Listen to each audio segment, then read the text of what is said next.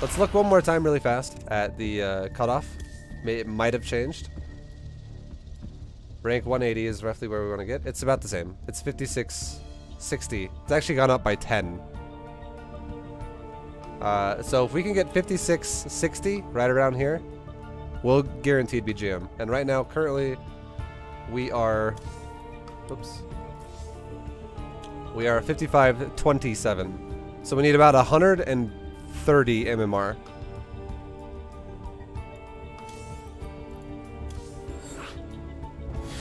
Oh, that's an insta-Q. Alright. Part 4 officially starts now, guys. It starts right now. Yeah, what makes you decide whether you should go mutas or not in ZVZ? It's kind of like a reaction to whatever's happened so far.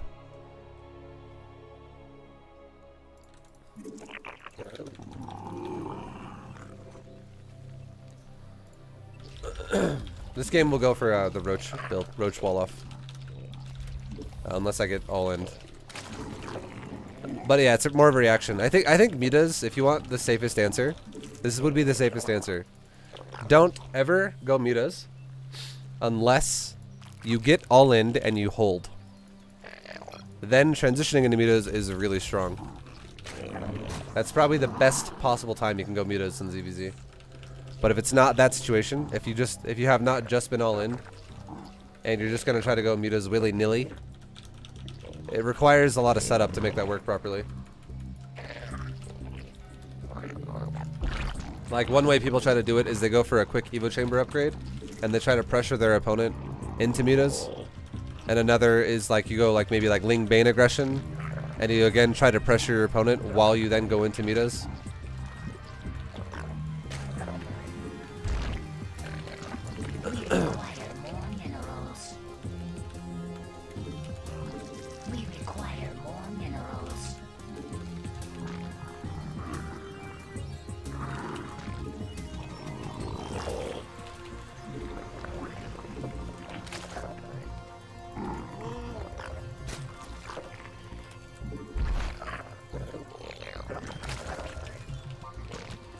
Alright. So we haven't seen anything yet. We might see Lings coming across the map.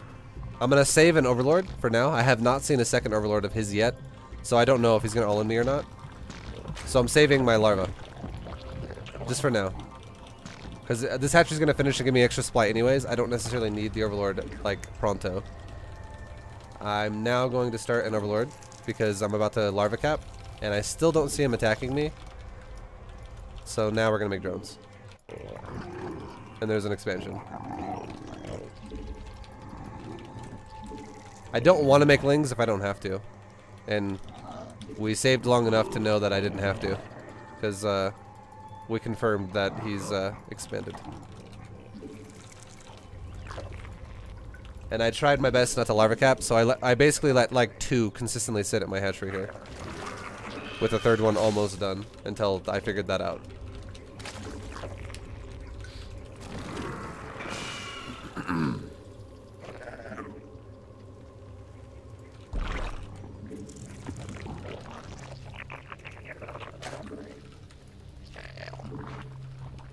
Oh god, I don't have an Overlord started. That's not good. Hi ViBE, what's up? Yo, Lazy Hippo, what's up, man? Hello.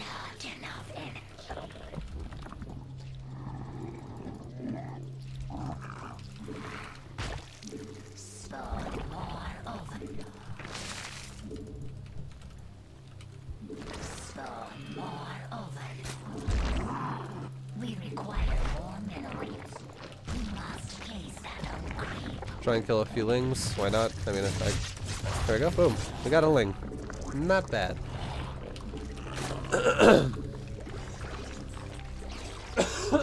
Excuse me.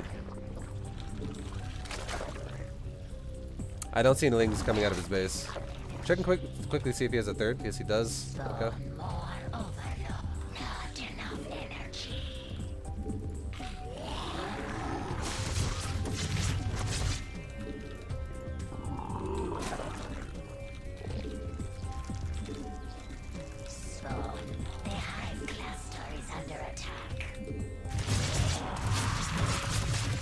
Still no lings really coming out of his base.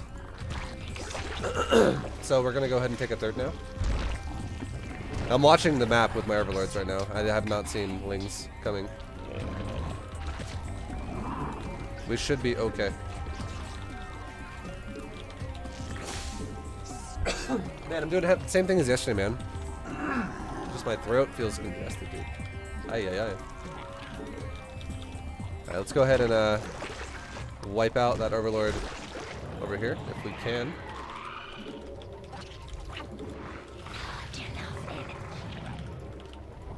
And same thing again that we normally do. We'll be moving out with out of my base really soon. With we're gonna aim for like 20 roaches. We'll be actually moving out now.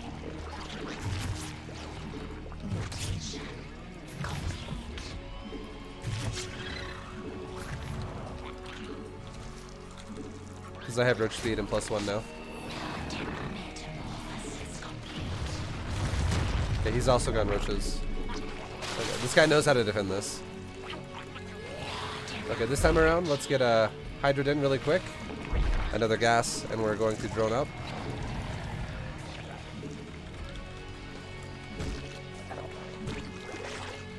This guy actually understands how to defend this stuff. He's playing really well already. Like, his timing was good. Because he doesn't have speed on his roaches yet, but he did squeeze out enough drones to be ahead. And he has enough roaches not to die. So that's very good by him to have done that. We're gonna rush lurkers this game though. And he's gonna scout it immediately. This guy is playing well. I should scout him now too to see what he's gonna do tech-wise.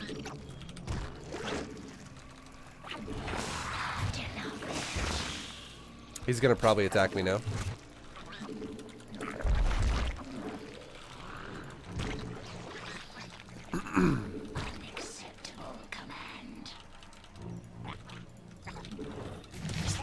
Yep. I might be able to get surround on him. He doesn't have roach speed still. This is actually really bad. He made a. This is a bit of a bad move by him. He can't run away from this fight. He's being paranoid because I have a lurker in.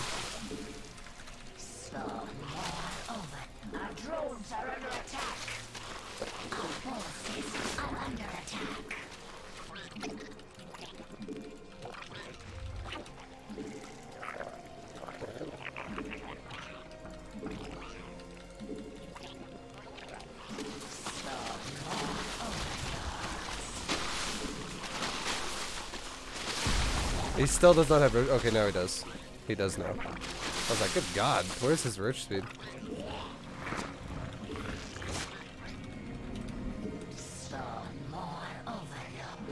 Okay, we're gonna break the rocks down as soon as he gets here. If he chases me all the way. We're just gonna one-shot the rocks. Never mind, he's not committing.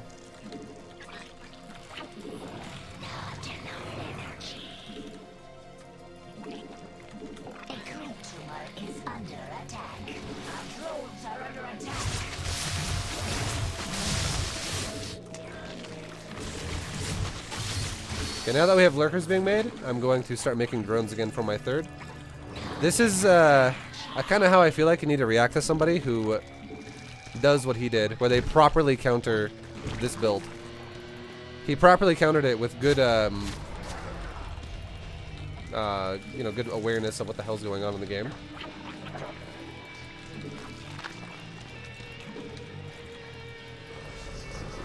But now we have lurkers, so we can shove. Okay, here he comes with some more units.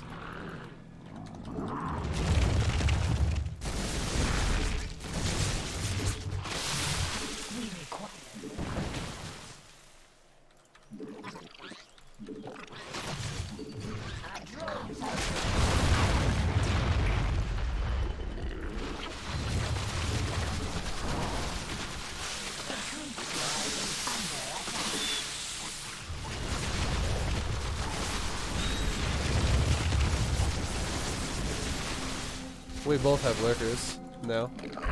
Okay, so now this game is turning into a situation where we probably want to get burrow move now. And we should also get overlord speed.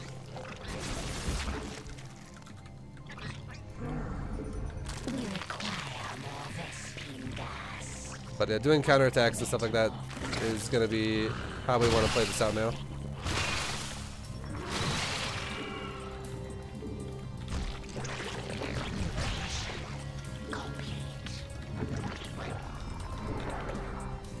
Let that die. We can't save it.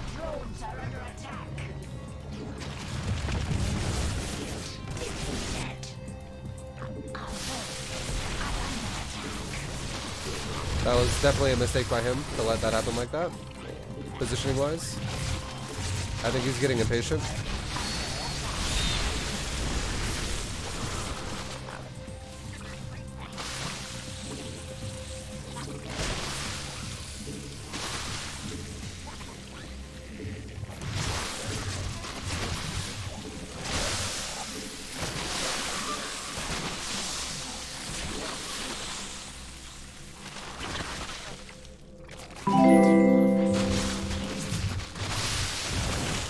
Yo, Namshar, what's up, man?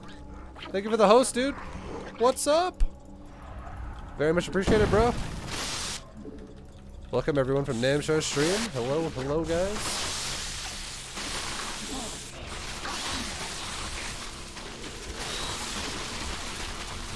Currently, we are doing a bronze to GM series on Europe, and right now we're. Oh god, this fight's not going the greatest.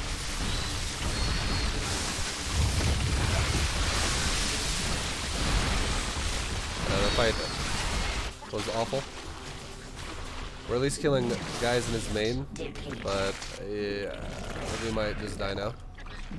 That was definitely not good, man.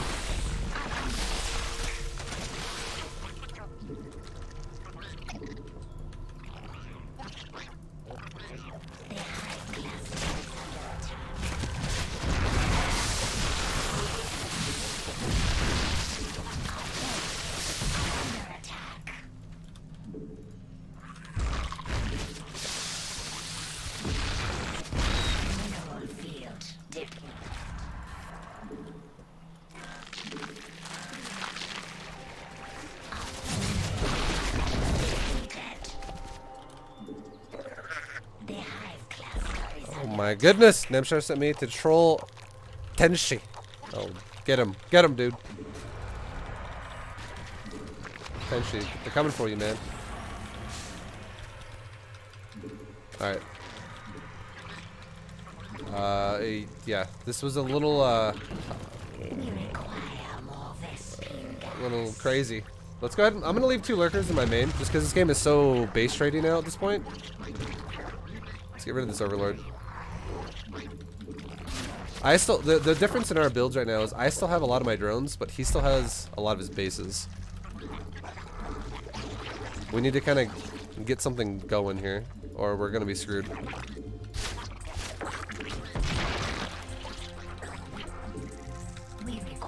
And now that we have kind of control of our side of the map, let's grab some drones and send them over to mine something else.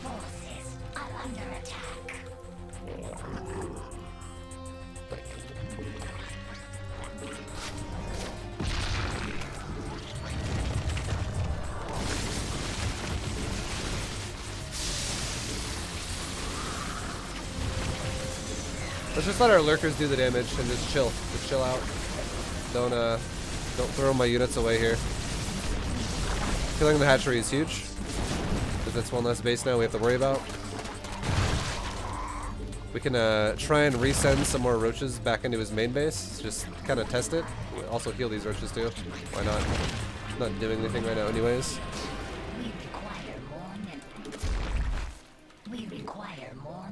Maybe we get into the main. We'll see. No, he's okay. Well, while we drag him further, oh, whatever. We'll just clear the other side out of overlords. Mineral field depleted. Make a few more drones to that base, so we're back up to a healthy count. Should also probably make another like overseer or 2 or 3, so that I don't lose detection in these fights if my overlord somehow dies. Okay, so where is his army located? It's right there. Let's shove our lurkers into the wall here and just see if we can bait him into it. Okay, there's one lurker there. He's taking a lot more damage than I am. Alright, he doesn't really have a lot of lurkers, so let's go ahead and really force the issue here. We can siege this mines.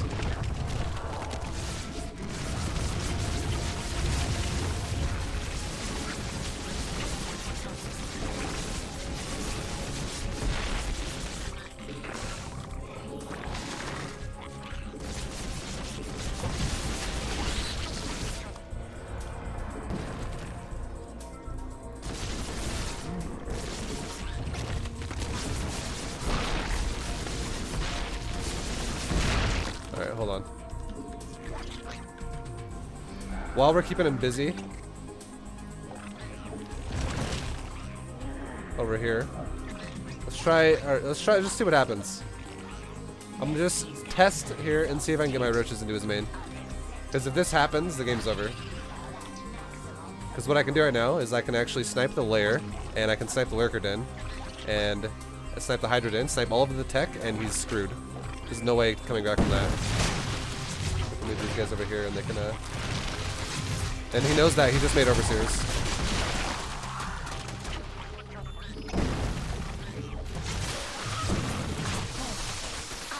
So we just sniped the hydra den, lurker den, and all the tech is going down. Now, can we shove here with this undefended, really? Kinda. That's a lot of lurkers, man.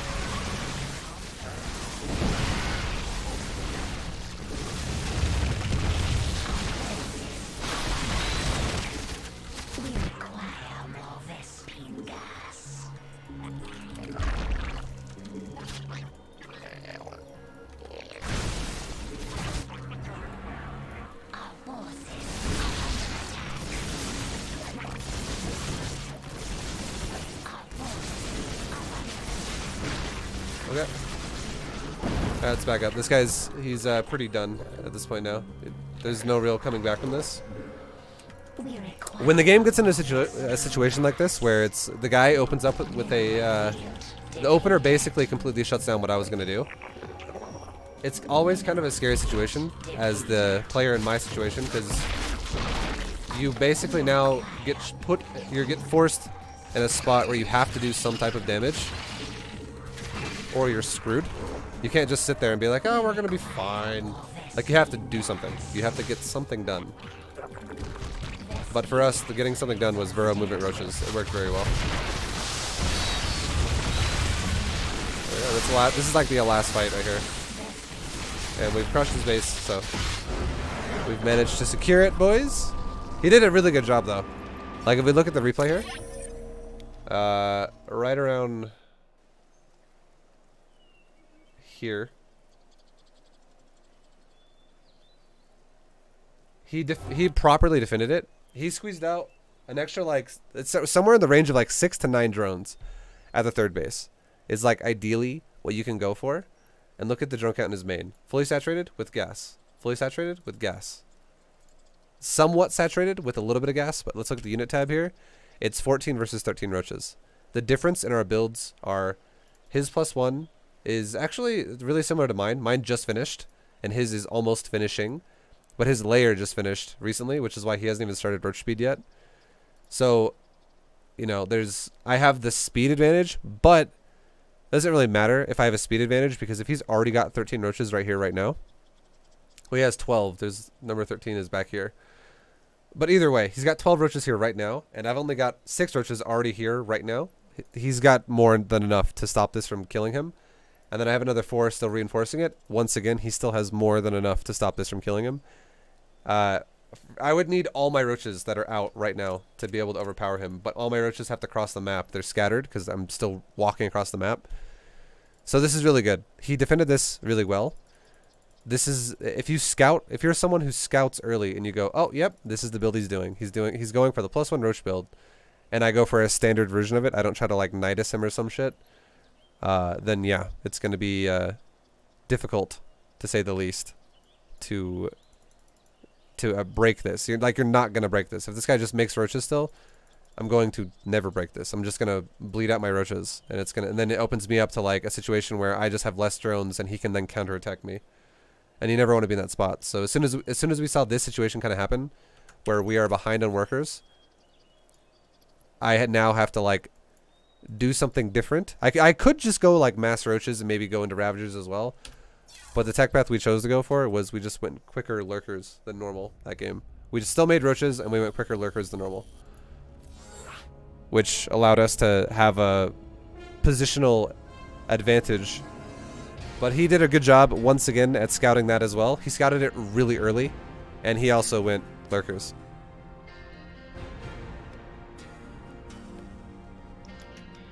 And as soon as the game turns into lurker versus lurker, you can't always just be like, oh, I'm just going to go ahead and shove and win. Because if their lurkers are already in good spots defensively, you can't just push that. It's not going to work. So then that's where some other type of tech comes in the game. Like, that's when we started going burrow movement roaches. That's also a good response. And that's kind of like going to be the whole game there for the most part. And most ZVZs people will play is Roach Hydra Lurker with just where can you set up the fight to happen in your favor. And I would say the burrow roaches definitely won us that game. We killed a lot of drones. Oh, excuse me. We killed a lot of drones with the burrow move. And we also screwed his tech over pretty hard.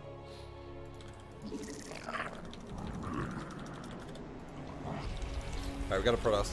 We have a Protoss. One sneeze must be ViBE sick. Yeah, it's getting really hot in my room, dude. I gotta turn some AC on. It's getting hot in here, boys. It's getting hot in here, boys. But yo, once again, shout out to Namshar for the host, and if you guys are joining me from his stream, welcome everyone. Welcome. It's a pleasure.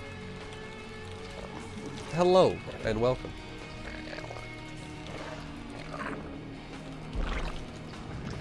Hey ViBE, what's up, Slam? How you doing, man?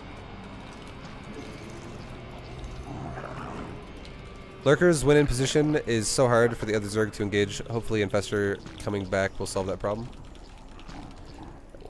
Right now, the best way, if you don't want to like, if you can't really set up, let's say, counter pressure to like make the game awkward for your opponent, like let's say killing their main base with roaches or whatever. If you can't do that, one of the best ways to deal with lurkers is to just add vipers into your build. You go Roach Hydra Lurker plus Viper, and you just abduct the lurkers, or you blinding cloud them if they're all super clumped, and you kill them that way.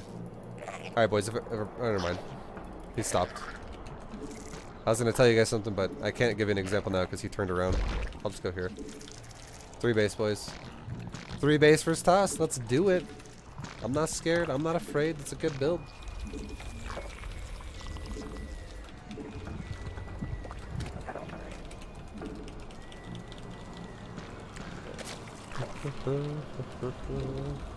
Sneezing, that's like ViBE's creep spread. I just put creep all over the floor. Up. I win a tumor.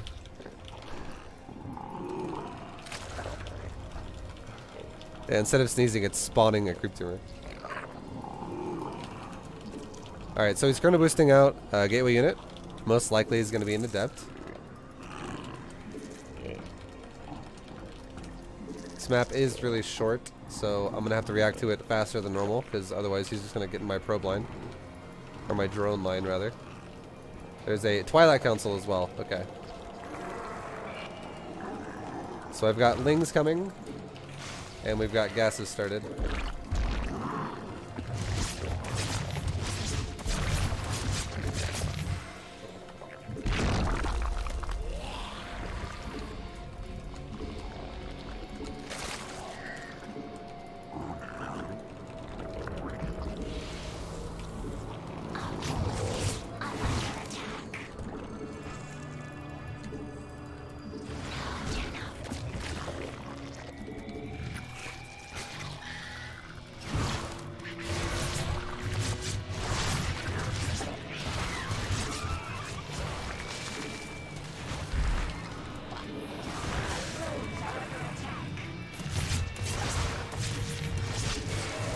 So far, this is good harass by him.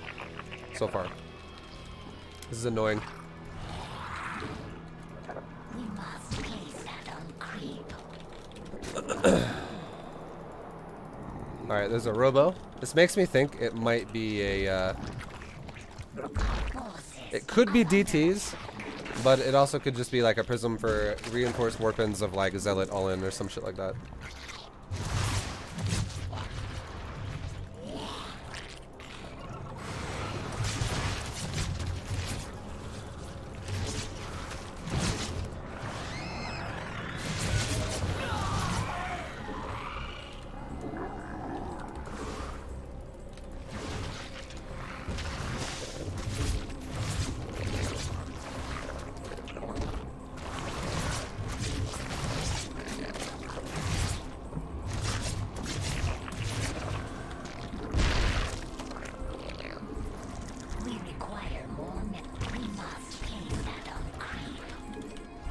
Okay, we're making roaches right now. I'm feeling like a charge thought all-in is going to hit me. That's what I'm feeling, boys. That's how I feel inside my bones right now. Charge thought all-in is probably coming. I'm still gonna make an overseer though, as a just in case it's a DT drop. And we're making roaches because I'm preparing myself for death. Charge thought all-in. That's what I thought it was gonna be.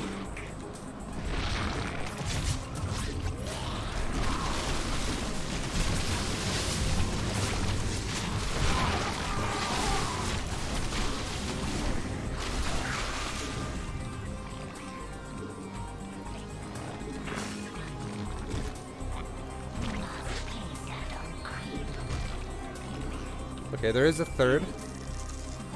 So what we're going to do now is we're going to switch it up a little bit. And we're going to add in an infestation pit and a evo chamber.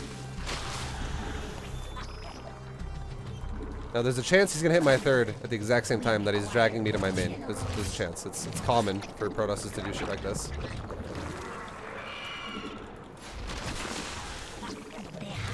And there you go. That's exactly what's happening.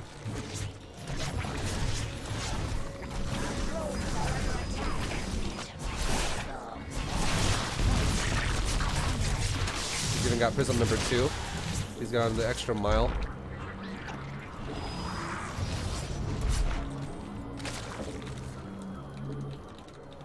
Let's go ahead and get my drones fully saturated on my main now, because my third's screwed here for a little bit. But we're gonna go ahead now and start Overlord speed, and we are now going into Stormhost. Stormhost will be a great option at making this guy just continuously lose a lot of shit. It's going to be very strong. And the more creep spread I get, the stronger my Stormhost will be every single time. Because Stormhost, like, they're pretty bad if you have no creep. They're not going to lie. They're awful units if you don't creep spread. But if you do creep spread, it's the complete opposite. They're amazing units if you creep spread.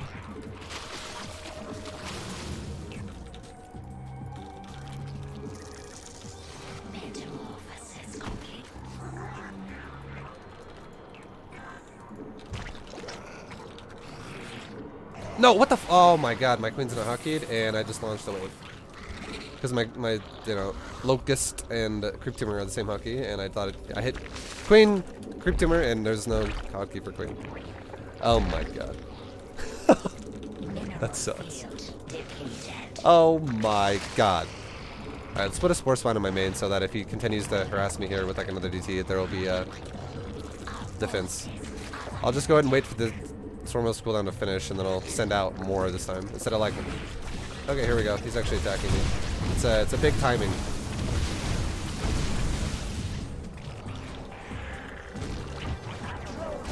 Yep. Here we go.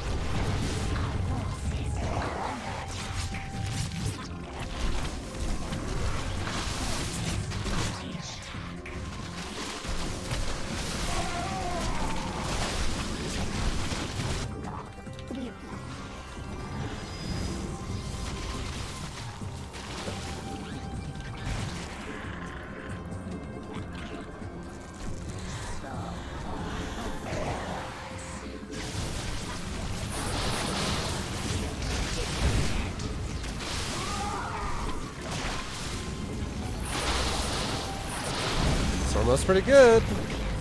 Oh, baby.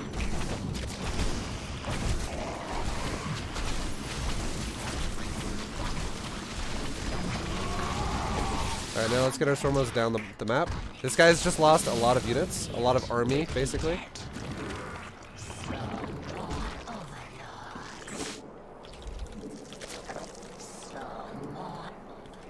And our Stormos are going to get over here and get ready to launch Locust at his base. Or at his army, I guess. Yeah, we'll do it to his base because he's running away. Oh, he's coming back. We'll just do it on his army then.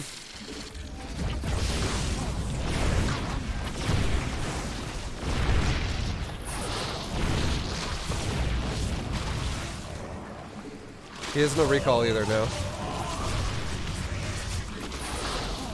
He just took a lot of damage, and now he's going back into my main. This guy, what he's doing is he's continuously throwing units away. Stormos perform even better if a Protoss player plays like this, because he's never going to actually have an army to fall back on. It's just not going to happen.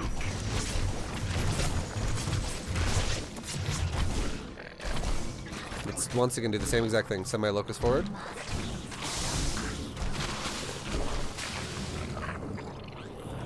Grab my queens and go kill that prism. And Locust can launch some Locust at his base right now.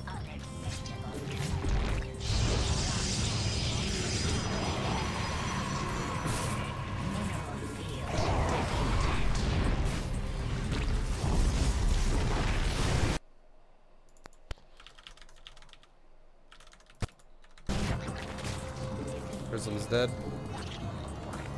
And the fourth base is dead. Now let's kite him with the zealots. Or kite his zealots with roaches, is what I meant to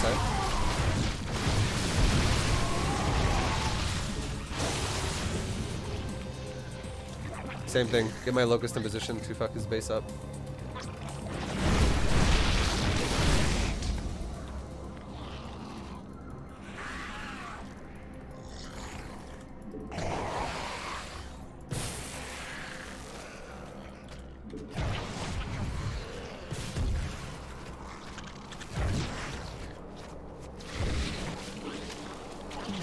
We can get into his base here. Okay, it's looking like it's becoming a base. Okay, it's not a base raid. Be recalled. Let's go ahead and back up. Okay. We'll just go ahead and make a whole new round of drones for this base.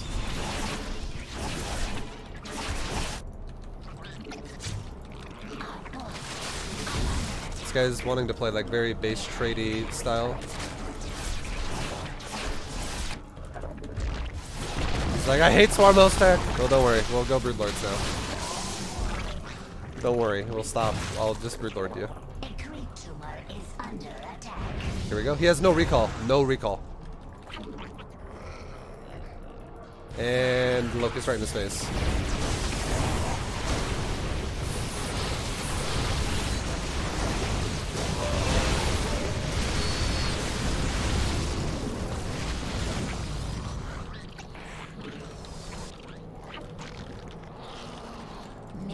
Now we can send our swarm host up the map. We can make a couple more spines here because he's probably gonna just attack this again. He likes to. This guy likes to put this game into weird base trade type situations. But we'll start making a Corruptor and we'll go into a Broodlord army. Meanwhile, we'll deny the space now because this is his like last economy. That's new. And he doesn't have an army, so he can't stop this. Make sure he doesn't have top right, and we'll now once again swarm host this base. No top right base, and swarm host that base. Now he's probably has a new Nexus building here, and we're gonna deny it again. And now he's broke, and that's game over. He's gotten no money. And now if he attacks me, we're gonna have Broodlords being built. Another swarm host cooldown will be ready to go. And, yeah. He'll have to push into an unfavorable situation. And we're going to burrow our roaches because we upgraded burrow since he has storm. And this is exactly what's happening. He's pushing. Go ahead and heal my roaches just for a second here. Alright, now I'm just going to push this way, so we're going to kite. And I'll get my Locust ready to flank again. And Broodlords are going to come over. Stormhost flank. Stormhost come back up. GG.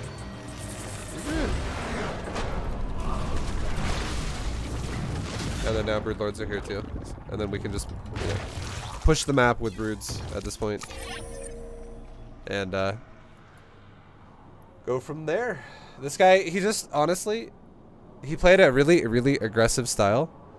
And he threw away army all game. Look at the resources lost. He played, this is the power of Stormhost. Like, Stormhost are not always good. But if you get a situation where you know the Protoss player is making units that are going to have to physically fight Stormhost, and you know there's no way you can die. There's three things, okay? Number one. Hold on, I'll tell you in a second. Tech Jess, thank you very much for the 2 months sub, baby. Or what? 2 months. Why did I read that? 2 more months. Oh, never mind. You're talking about 2 more months for 4 years. Yo, thank you for the almost 4-year sub. I just read 2 months as a 2-month sub. But I was like, wait, what the fuck? But dude, it's a long time to be subbed. Thank you very much, man. You're the best. It's a long time. But guys, yo, there's 3 things, okay? 3. Number 1, creep spread. You have to have creep spread if you go Swarmhost. Number 2, if you go Swarmhost, you have to have an army that is existing as well that is going to make you not die. Because certain situations don't really apply to Stormhost. Yeah. And you will 100% die if you try to do them. And this game, this guy went charge lot all in with DTs, and I had roaches with overlords, with overseers. There's no way I'm going to die. Roaches with overseer beats DT charge lot. No problem. So I had that number 2 down. We were good. And number 3...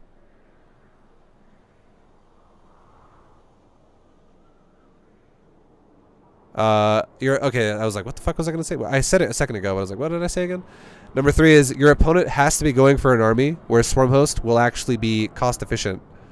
If my opponent was going for like Colossus or really, really fast Templar instead of DTs, and he had like Storm really quick, chances are, or he has like Mass Phoenix, chances are I'm not gonna do much damage or any damage at all with Swarmhost. It's not gonna go very well. But if the guy has, if he's going Mass Zealots, and now he's going into Immortals, and then he goes Sentries, and then he goes finally into Storm, like way later on, where I've already had Stormhost out for like 2 minutes, then yes, that's very well, you know, that's a great situation for Stormhost to be in, because every time I launch Locust at him, he's going to have to physically lose Zealots every time. He might not lose any Immortals, but guaranteed he's going to lose Zealots every time I go and just launch Locust at him. Because what can he do? Like, how can he just stop that? If I launch them as a flank when he's pushing my base, he has to fight it. If I launch them at his base and he's either going to lose the Nexus and Probes or Zealots, once again, he probably should fight them. Instead of just being like, ah, just let the Nexus die. So it puts him in a hard spot, basically. And again, that's where the resource is lost. That's why it looks like that. Yo, Tongue Code 9 Concho!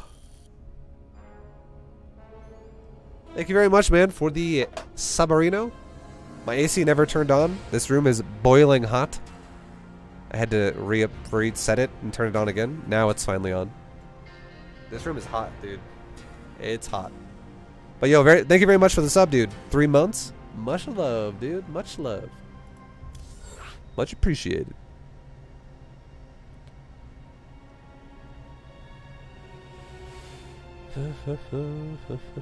Alright, boys. We are within 100 MMR of GM on EU. We're within 100.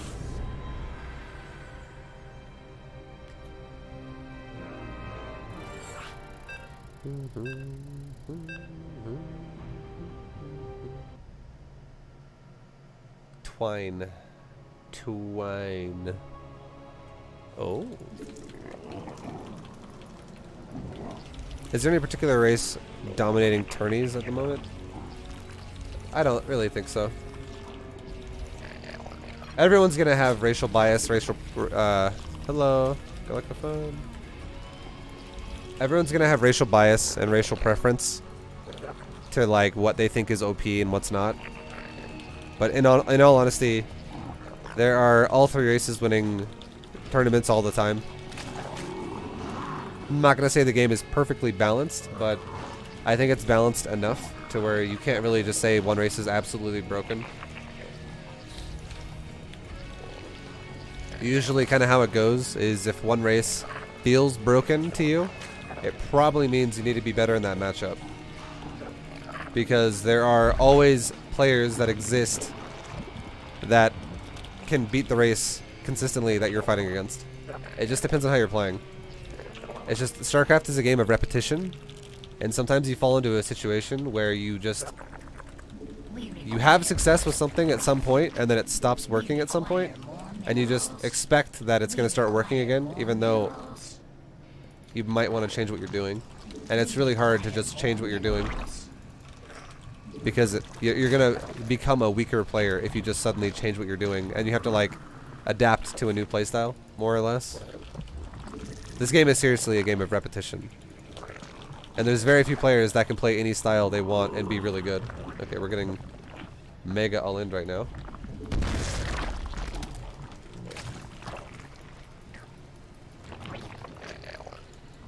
He said no more shenanigans, and then he proceeds to spinecrawler roll in me.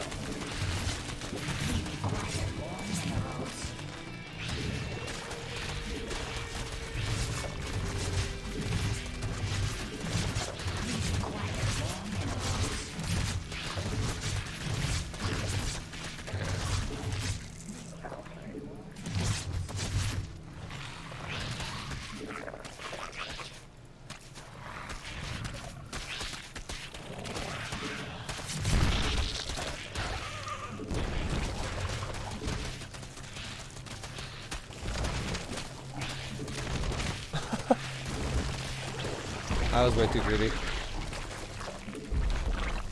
We require more minerals.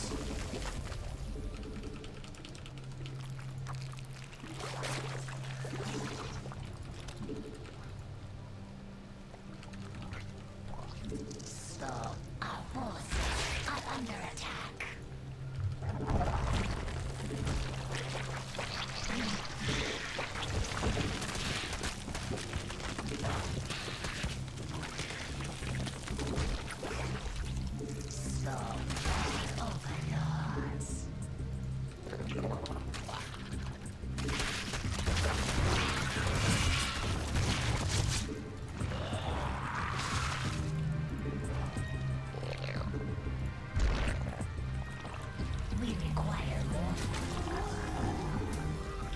That was not good. That was pretty... Losing my natural was pretty sad. That should not have happened. We require more, not enough energy. Like, I still think we're in an okay position overall, but that was pretty bad. I would actually have won this game already had I not lost my natural. We require more minerals. We require more minerals. I should have just made like 4 extra lings to cover my queen instead of just making only drones. I got really greedy. Also, I should not have chased the lings. That was really stupid. I should have kept my kept close to the ramp so I didn't get blindsided by a surround. I knew that was gonna happen. I just didn't think I thought the queen was gonna literally be able to do it. At first, I was like, oh, the lings are all red, but then they all start regenerating over time. So it not so red as what it seems. It's like, oh well, they're actually regenerating. The first things that were red are now yellow again, so they have like 3 hits until they die again. So it got real bad real fast. It's okay. We're going fast fire this game. If this guy all ends me again, if like mass lings pop out of his base out of nowhere, I'm gonna go Evo, Evo, Evo. I'm just gonna wall. Let me look at this really fast. I'm gonna put my spine in a good spot. Put it right there.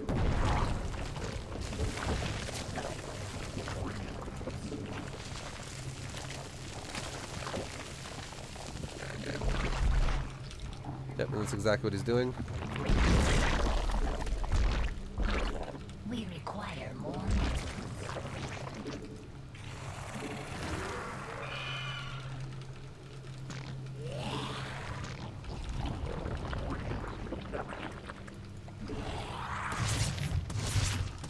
Seems like he's making Banes.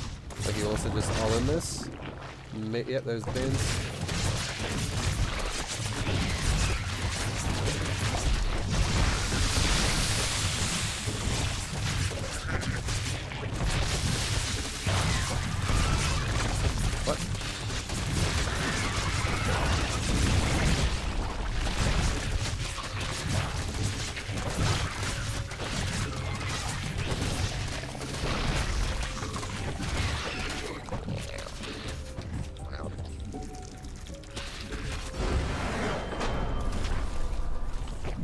Okay, we filled the gap in the wall. It was a little messy again, but we did it! We filled the gap. That was a little bit of a messy game. Oh yeah. I didn't think there was a gap on my wall. I thought I refilled it all properly, but I missed the spot. I think my queen blocked it. My queen like literally walked in the way, and the drone was like, ugh, cannot build. Yo, Jimmy's 123. Thank you very much for the sub, dude. Welcome to the VFam with the Prime. What's up, dude? Zergling wall TD. Yeah, that's what we just played. The second wall definitely. The idea was there, and if I actually did it properly, we would have 100% not even taken any damage at all. It would have been very one-sided defense. But yeah. Oh yeah. It was close. The game, we defended relatively well, but we could have definitely improved. Like, yo, Sky Nils, thank you for the Prime. What's up? Welcome to the VFA. Thank you, dude. Guys, we're actually, yo, hold on. I gotta stop what I was saying a second ago. We gotta say this instead. This is important, guys. We are currently only 10 sub points away from a next emote slot. We're close as. Super close. I don't know where it's close as. It's just really close. 10 sub points, boys. And we unlock another emote. Real close. And thank you guys all very much for all the subs thus far. Much appreciated, everybody. Oh, baby. Close as balls. But yeah, last game, I feel like if I would have just properly covered my queen, like I feel like the overall defense in the beginning was not bad. This map is harder to defend on because there's no mineral pocket. I could have made an artificial one like that and used this as a mineral pocket right here and made it like that. But it's whatever. It's not that huge of a deal. We made it work either way. But letting my queen die at the natural and then ultimately letting the natural die, that was really bad. I should not have let that happen. I should have just made a couple lings. Just like 4, played it safe, and 100% guaranteed that my natural is going to stay alive. Oh, yeah. It's really the biggest mistake I feel like I made last game. Because if I didn't lose that natural, that would have been so easy to defend that follow-up. because I would have had so much more money so much faster. Yo, yo, yo, yo! Ignorant Prodigy. What up, man? What up, dude? You don't even know your own skill level. You're so ignorant. But you're a prodigy, so it's okay. Thank you, man.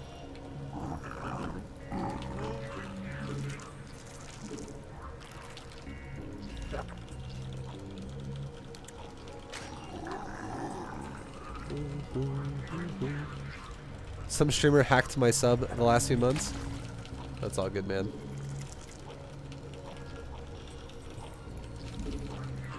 You're now in the VFam. Your past doesn't matter here.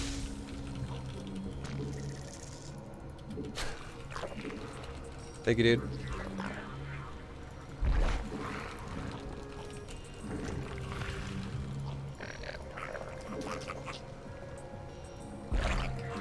Okay, so he knows what I'm doing.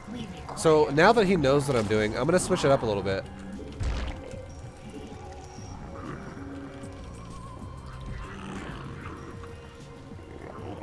We'll leave this over here just for a second.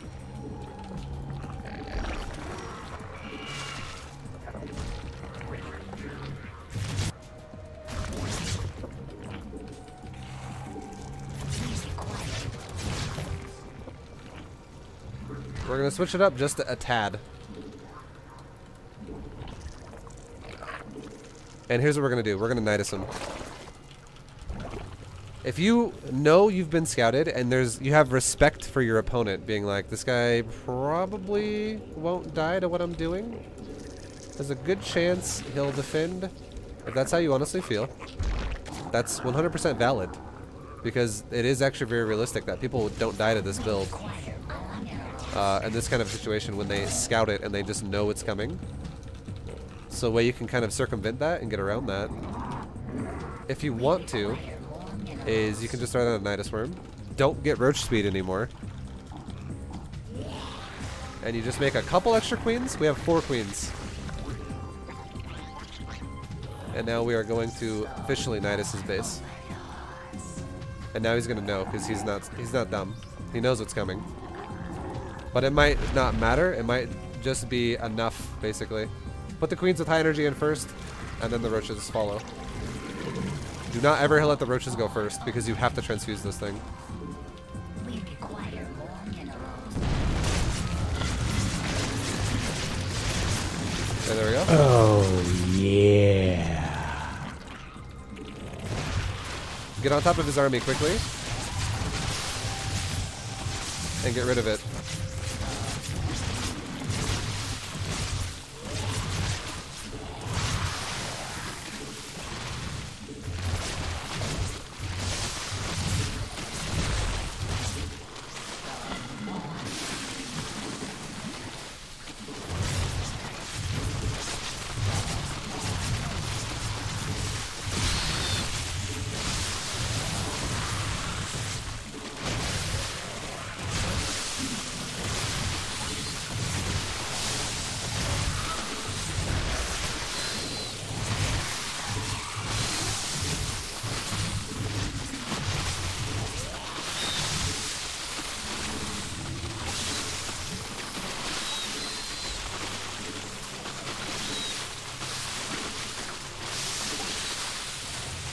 Okay. Well, he held it. That was good. But he also lost a lot of drones in the process. We're not the most drone heavy ourselves, though, so this game is now a bit awkward. Another way we can kind of turn this game into something weird is we can do this. We can make a spire.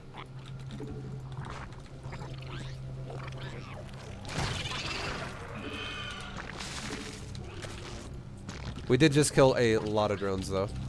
And right now, this guy is going to go back into a drone building phase. Mineral field depleted. If me moving out like this might force more units, possibly. It also, he's now not even scouting my my base anymore. He's watching my army. I'm not going to commit to his base. I'm not attacking him. I'm just wanting to keep him defensive until my betas come out. That's it. And he didn't even scout the spire, so he doesn't realize At least I don't think he did. Maybe he did. I actually put my Spire. I thought I put my Spire in my main. Maybe he did actually scout the Spire. I'm not actually sure now. Either way though, we're chilling. Mitas are about to spawn soon. We're about to be made soon in the next like 12 seconds.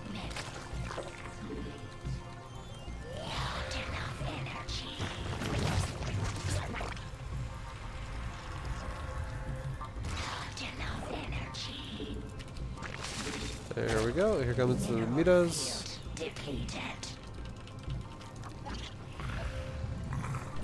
Unless he's just gonna cancel that upgrade now. He's not really pushing me yet, so yeah. Just gonna go ahead and cancel that. I'm not gonna prioritize going into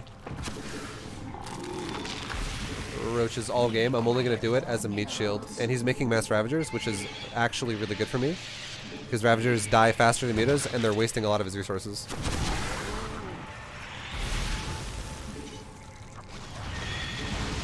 And now he's going all in.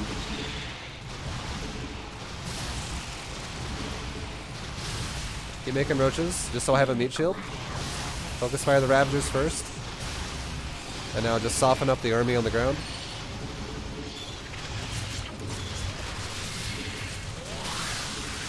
We're fighting like half his army at once, which is actually really nice. Now let's make drones. And a new queen behind this. And we'll chase him all the way back across the map now.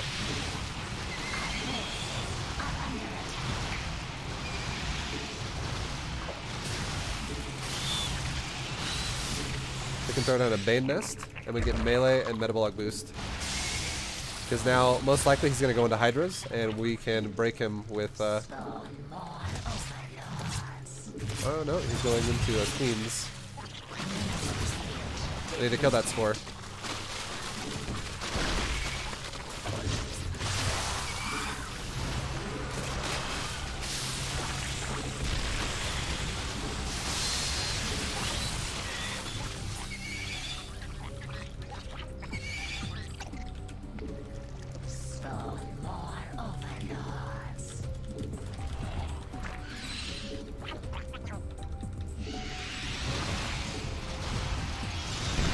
He will still most likely go into Hydras after Queens. It's very likely to happen.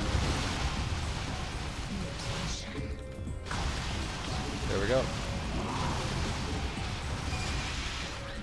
Try and get in here again. Maybe kill some more. That was too much shit. Kill a couple Queens. Oh, good Trensus.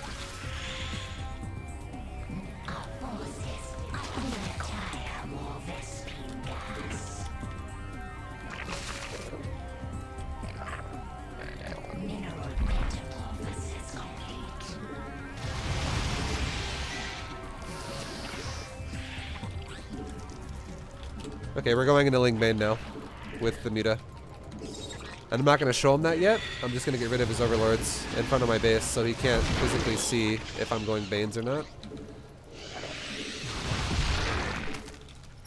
Okay, we just eliminated his offensive scouts, and now we're going to make Banes. And we have +1 finishing in just a second here for melee.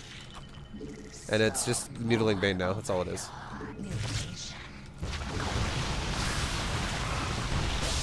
Hold position, my Mutas. Move them away a little bit, hold position, move away, hold position, move away, hold position. We just lost like 2 Mutas to wipe out like an entire base of drones. That's incredibly important because he doesn't have the ability to just be like, oh, I'll make mass drones again, because he's really scared about the Mutas and he doesn't want to die. So that was a huge move right there. Kill the Queens here. His Hydras are unupgraded as well. Keep that in mind. That is a really important thing. That kind of sets the pace for a lot of this game right now. And kill the Lurker Den. At the same time, let's kill his top base.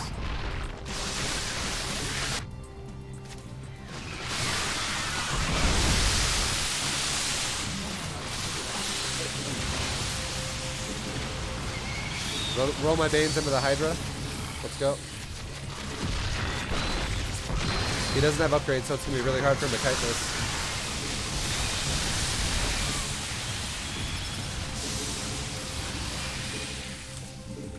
And now he knows that that was huge. So now he's trying to launch a counter, which we can just kill. I'll kill anything I can for free.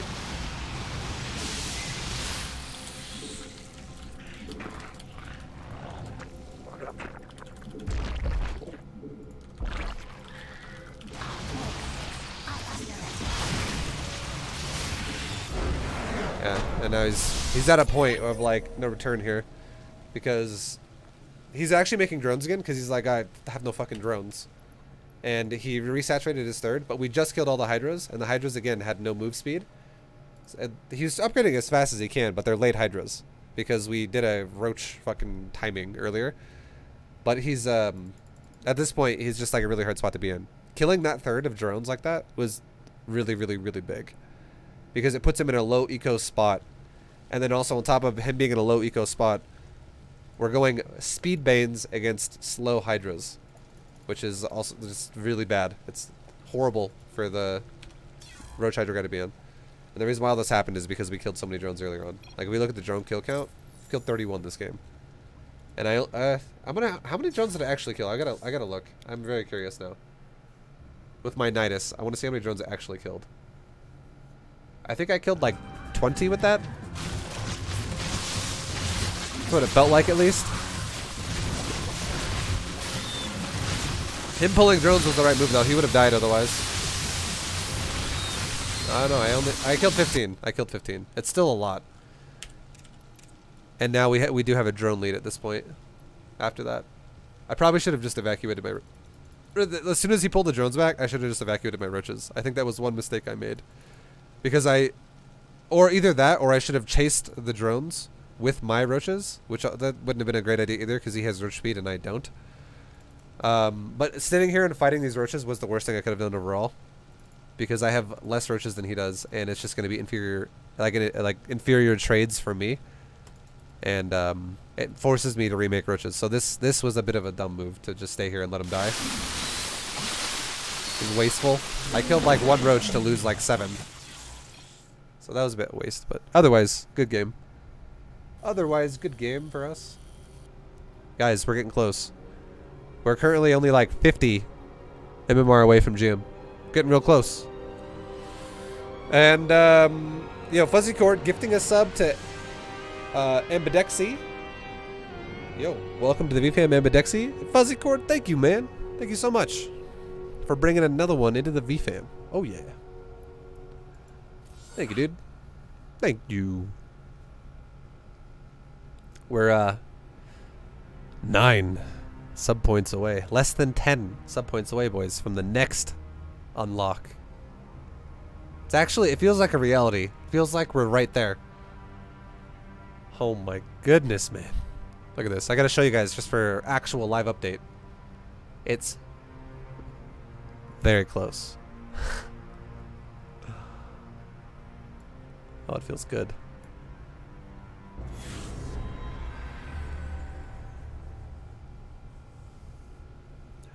America's next top streamer.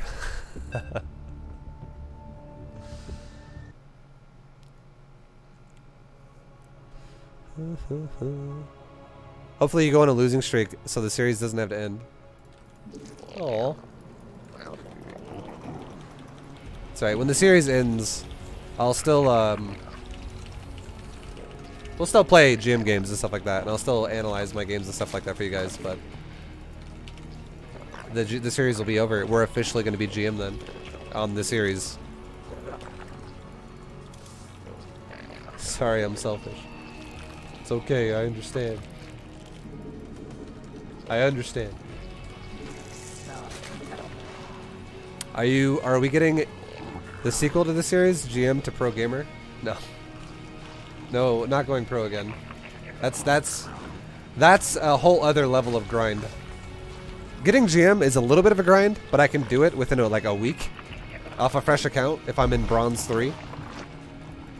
It just would require probably like 200 games, which you can play 200 games in a week. That's realistic. But going pro gamer, that's way more than 200 games. That's a lot of games.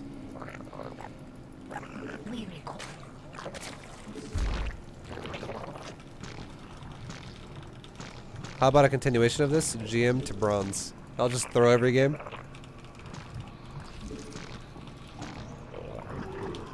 Oh, guys, this is what you don't want to do. This is how you lose all the time. So you see how he's got a probe mining my minerals? What you don't want to do is grab all your drones, A-click it, and chase him everywhere, and then you don't mine anything.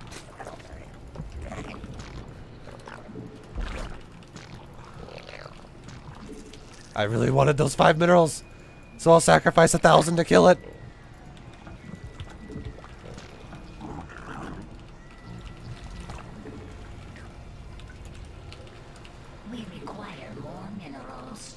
That's what I always think is so funny. Whenever you're fighting someone in low league, they don't realize that.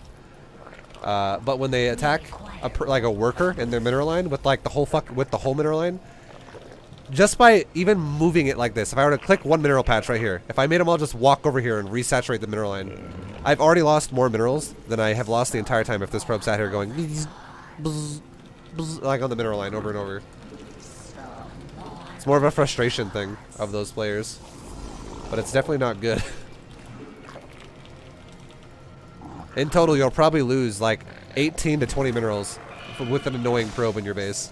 But if you move all your probes, you'll immediately lose 16 minerals every second.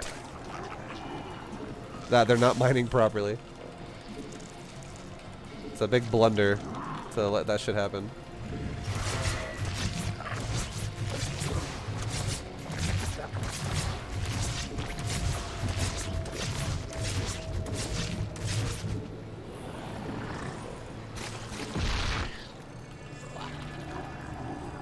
You want to kill this drone, bro? Huh?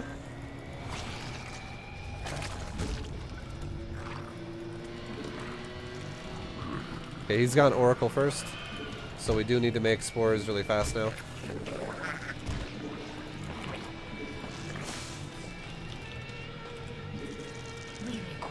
Is he going Oracle again? No, he's going Phoenix.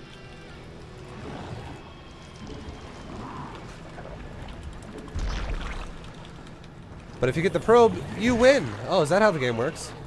Oh, sure, that's pretty good. You win at life, basically, is what that means.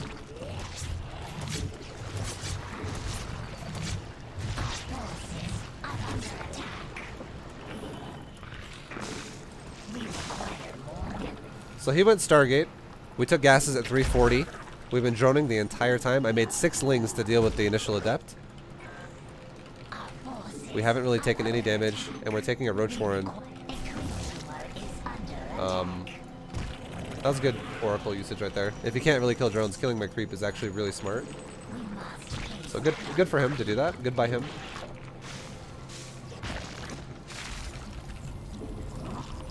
Let's go ahead and send a Ling down to both of his potential thirds.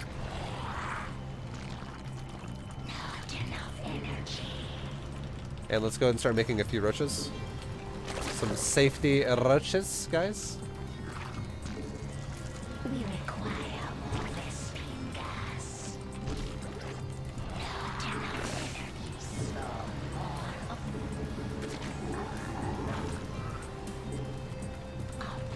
more. Okay, we have enough roaches. We have like 8 roaches. That's plenty. Let's fully saturate. We require more. We're already basically fully saturated, but we're going to finish off gases as well.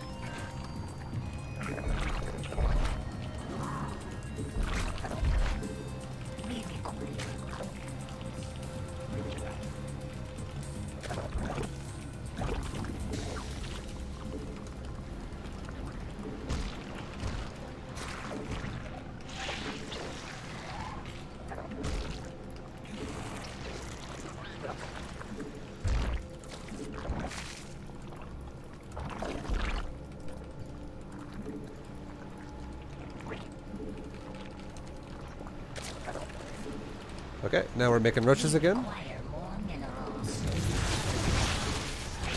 Spread my roaches out so the Archons don't get cleaves.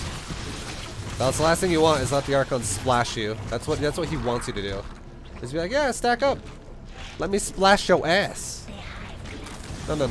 We don't want that. I like keeping my ass dry. Sorry, it's getting random. It's getting random, boys. I'm sorry. Let's leave a few roaches here to defend this base because he's going to leapfrog 100%. So come right back to try and hit my base over here again because he thinks I'm just going to move my whole army to chase it the whole time. And now we have a overseer, which is going to give us some beautiful map vision. Or some detection is what I meant to say. And we can start making some hydras. Now that he's got a third as well, we can also go into, what's it called? Where's the prism? We can go into a little bit of drones on our base over here. I really want to go poke him with my army right now, but I don't really feel like taking damage at the same time. Now that my hydras are out, we're going to leave the hydras defensively. And my hydras are going to literally just be there to kill the prism. If he decides to go, you know what, I'm gonna prism your main.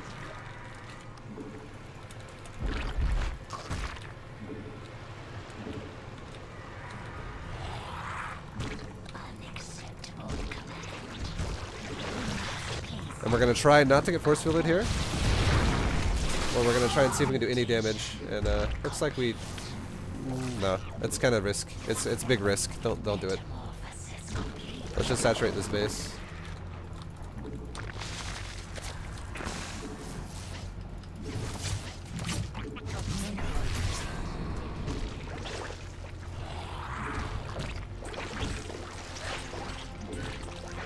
It's okay though. Nothing really bad's happened to us yet this game. We're actually looking pretty solid overall. And now we're gonna go into a hive with a spire. This is always such a very strong transition against Protoss. Protoss is like crippled to this build over and over and over.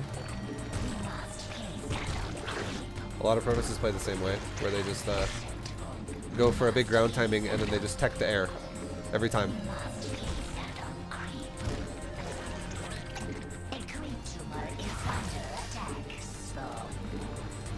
Let's go and get a few spines here at this base.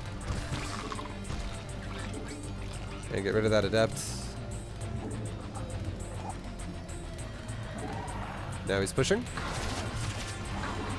This is what we thought would happen. This is what we expected to happen. We're gonna go into start making Zerglings now, and Hydra Speed's now done. My queen's still alive, which is good news. She's not dead. Alright, let's start picking his army apart. I almost killed the observer. I really want to kill that observer. Oh cool, we can get all the Templar. And the prism. Now we can actually fight this without AoE.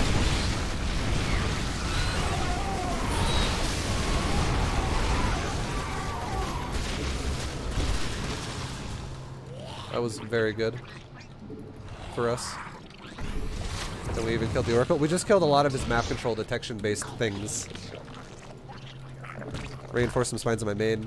Let's go ahead and reinforce some drones at my other base and take a new base. So notice how as well, every time I take a new like a new round of static D, I don't just not build drones. I usually build drones to replace every time that happens. And now we can make some Broodlords behind this.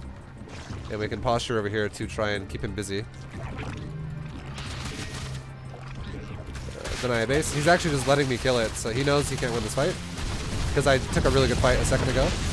Let's just get back now before back to our side of the map with our creep, so that we don't lose our fourth for no reason. Because our Broodlords are almost ready. If he would have wanted to fight me, I would not have fight him. Or I wouldn't have forced the fight if he would have tried. Because the last thing I want to do is throw my army away just before I have Broodlords. I have 3 drones in my army just like following me around. What the hell?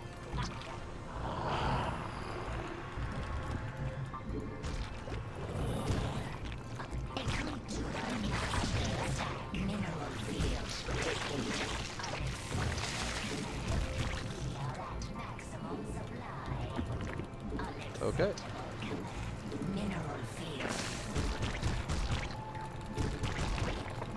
Let's go and get some spines here for this base, because this base is most likely going to be getting hit soon by zealots. It's very likely that it's going to happen, and we're going to reinforce drones at it. We're not like letting it just empty out, and we'll make some more Static D over here. Once again, we're not just going to let it go to waste. We're like remaking drones as we do this, and now we're moving out with the Broodlords.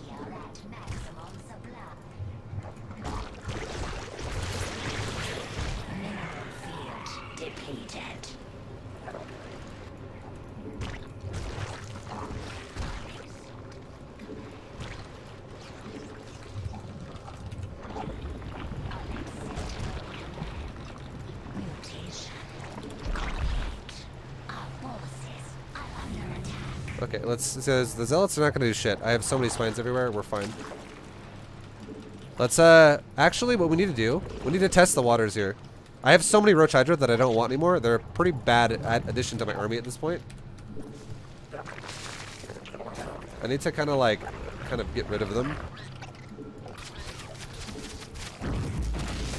Let's try and get into his natural if we can with our Lings. There goes the Zealots. Didn't do anything. There we go. Fucking perfect. And this is even better. I can kill some Templar. We'll back up our army. This army will be over here just killing stuff in the main. We'll kite. We're making more Broodlords and more Corruptors behind this because he's going Sky Toss now. And this is doing some serious damage in his main. Let's actually kill the Fleet Beacon. We'll just reset the Fleet Beacon. And my Hydra's all died. That is 100% okay.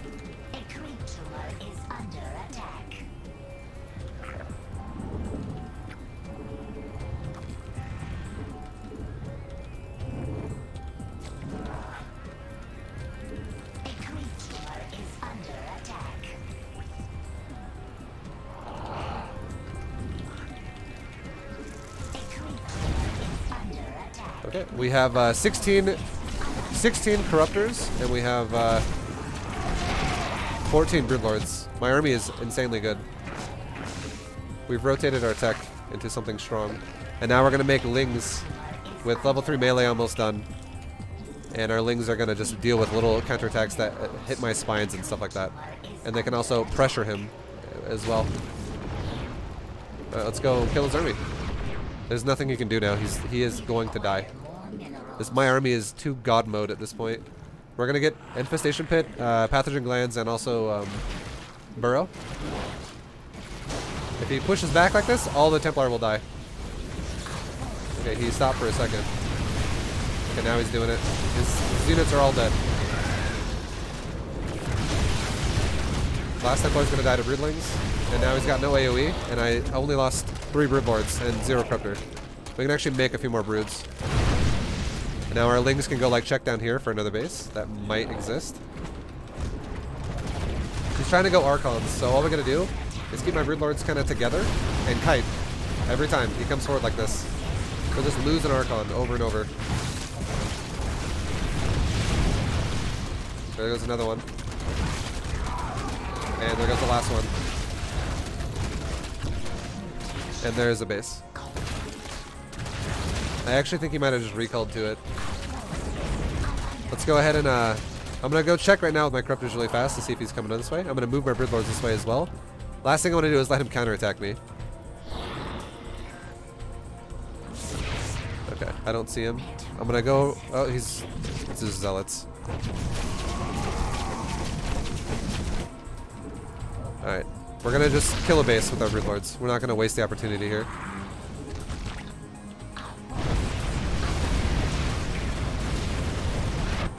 We almost have level 2 Carapace.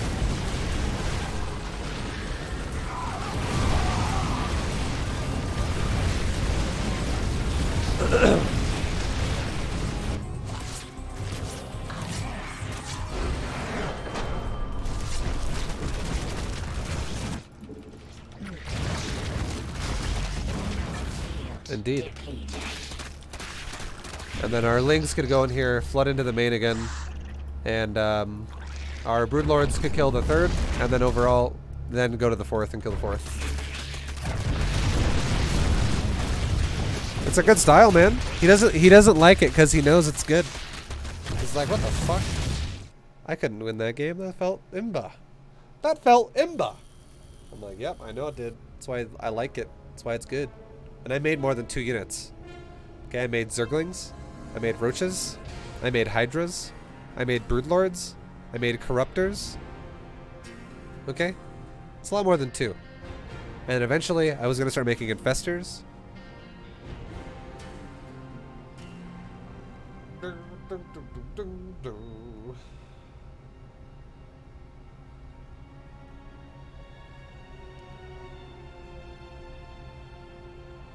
Is it beatable? Yes, it is beatable, but here's a statistic for you. When I was playing ladder over the entire season, last season, not this season, last season. This season's not over yet. But last season, my win rate against Protoss was like 87% or 86%. It was very high. That was my best matchup.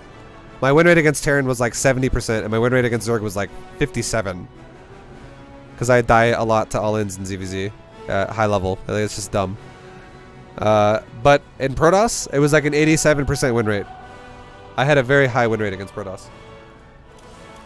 And it's going to be kind of skewed right now. This is not indicative of 100% like high-level play, because this account also was leveled a little bit.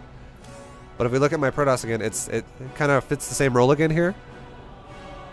My Protoss is ZVP is once again an 83% win rate.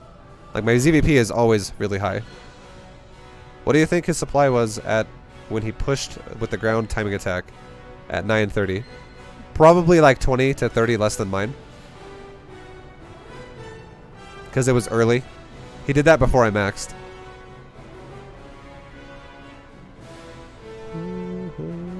Can I show some Protoss play? I'll go back to playing some random when we're done with Bronze to GM. But like I'm not gonna go play Protoss now because I'm still doing Bronze to GM right now, and we're almost done. We are currently at 5610 MMR. We actually might be GM now. There's a chance. We can't tell for 16 hours, but 5610 is actually right there. I would be rank 198. I'm already now above GM MMR. Or I am above MMR of some people in GM. The bottom guy.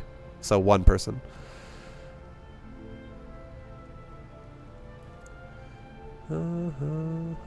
What do you think his... Alright, never mind. I just read that. Why do you not get gas for early link speed? It seems standard nowadays. Why do I need link speed? I can tell you why you get link speed. The reason why you get link speed is so that you can potentially fuck the Protoss up early game. That's it. That's the only reason why you get it. If you're getting link speed 100% just to defend your base, you're playing wrong, I would say. Like, yeah, it can defend your base, but that's not all it should do.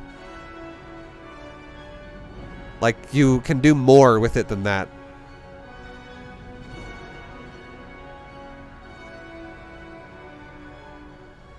Like, if you get link speed as an opener, you can deny adepts early, and then you can also like then counterattack and pressure a third base, and maybe kill probes or deny a nexus, or whatever. Do something aggressive. But I'm not doing anything aggressive. I'm literally just making 1,000 drones. I'm like, yeah, go ahead, attack me. I'll make drones, I'll read your build, and I'll counter it with roaches when I need to make roaches.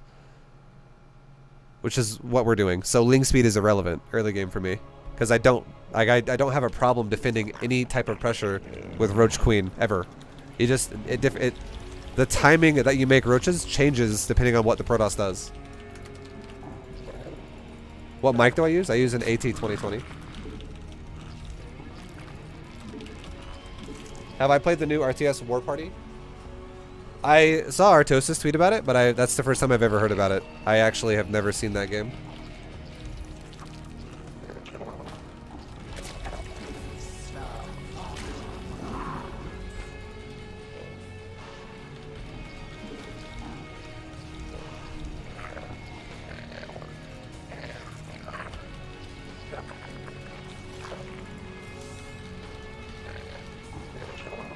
So he's already blocking my natural. That's fine. That probe is one of his first 12. That's a very early probe to block my base. We'll have another drone go down.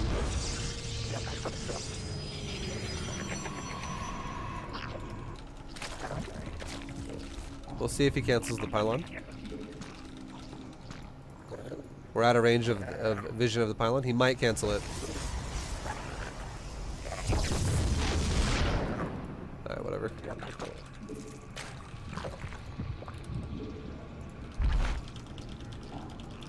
So, we're going really, really, really greedy this game, and if you ever get put in a situation where the Protoss is like going out of their way to fuck over your bases like this, what I recommend you do now instead to alter the build a little bit is you creep tumor your first 2 bases.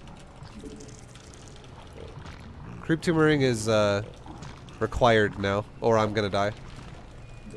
Because there's too much liability in my base now, like too much openness. So where his adept could just like do a ton of damage if he wanted to, if I don't make creep tumors.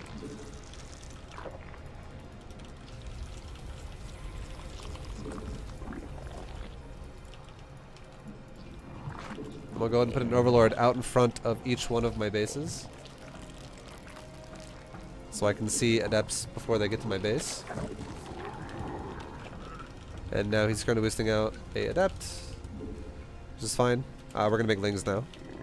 100% this is an adept because he feels like he's winning the game because he forced me to do this. There's not gonna be. If there was a stalker, I'd be very mind blown. I'd be like, why the fuck did this guy make a stalker? His advantage is to fuck me over now, early game, if he wants to try to.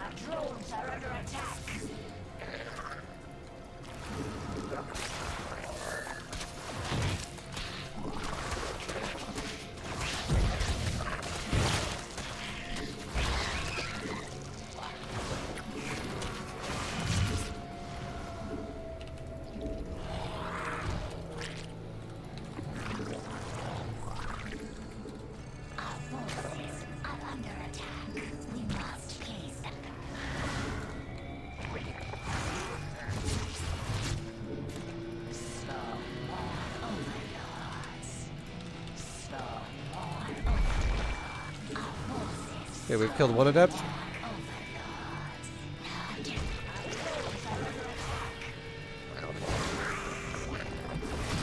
Okay, this is getting a little...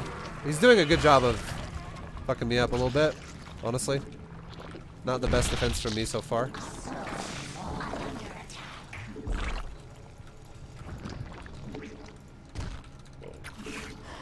Yeah, I might actually lose this game. Not a good defense.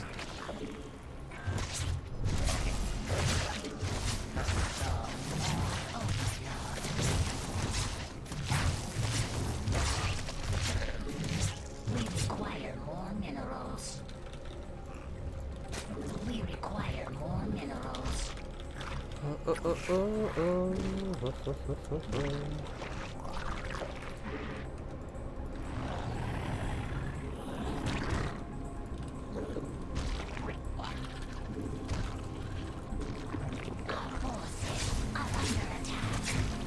Yeah, I think I'm just dead. This is too much.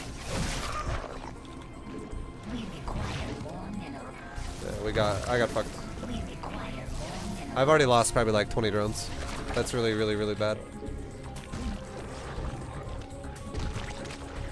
I haven't had to play a game like this in a while where I have to take my base like everywhere else. And I'm really rusty at fucking like actually making it work properly. I've done this before so many times and it's worked. But not this game. This game is a train wreck. Let's go ahead and scout his base with our lings. Let's take a layer. And we'll try to see if we can salvage this game, but I really sincerely doubt it. I think we're gonna die right now.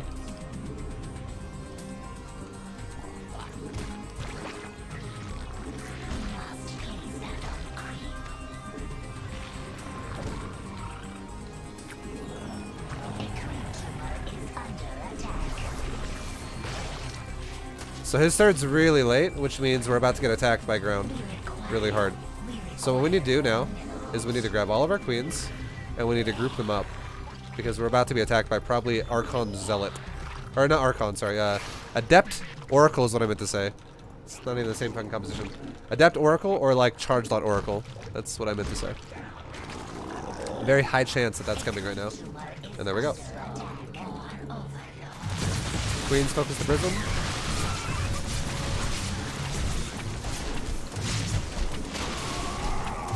Now we can go back to injecting.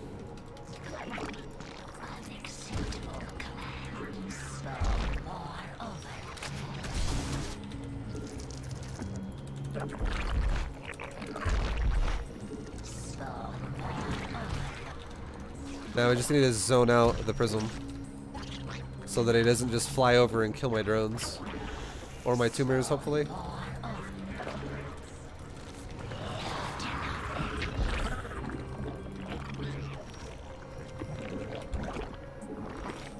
Let's take a 4th base.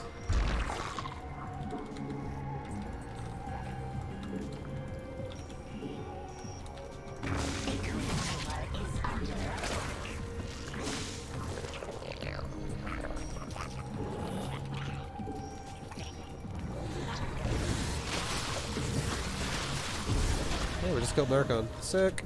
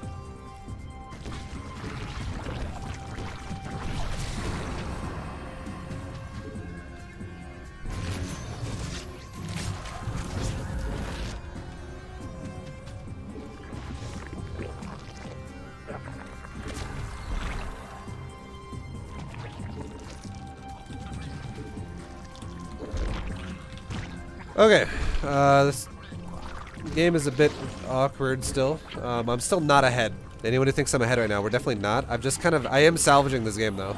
It's coming back in our favor a little bit every fight, but the big fight still hasn't happened yet, and I do think I'm gonna be behind for it. We're just gonna have to really have like a really solid defense here in just a minute, because he's gonna do a 3-base double robo timing on me. And it could be coming very, very, very soon. I need to definitely have Hydra speed before I take a step off creep. And if I can get Brute Lords out in time before this hits me, I win. Probably. Most likely. Not guaranteed, but most likely I will win. We require more Vespine gas. Alright, so I'll send like 2 roaches down here to help my queen. And let's focus on defending the top up here. Use my creep to kite as much as possible.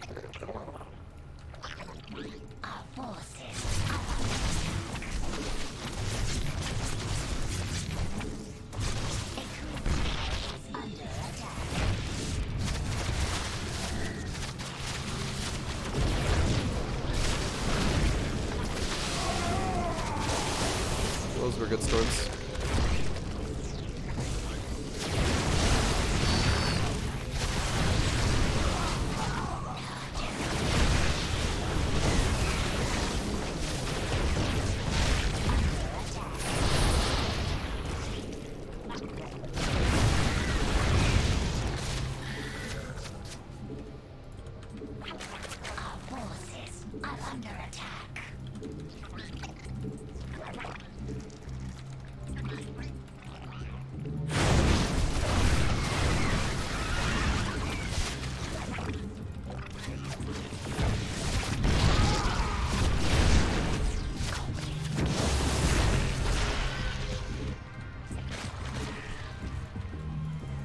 Sending 4 Hydras and some Lings down.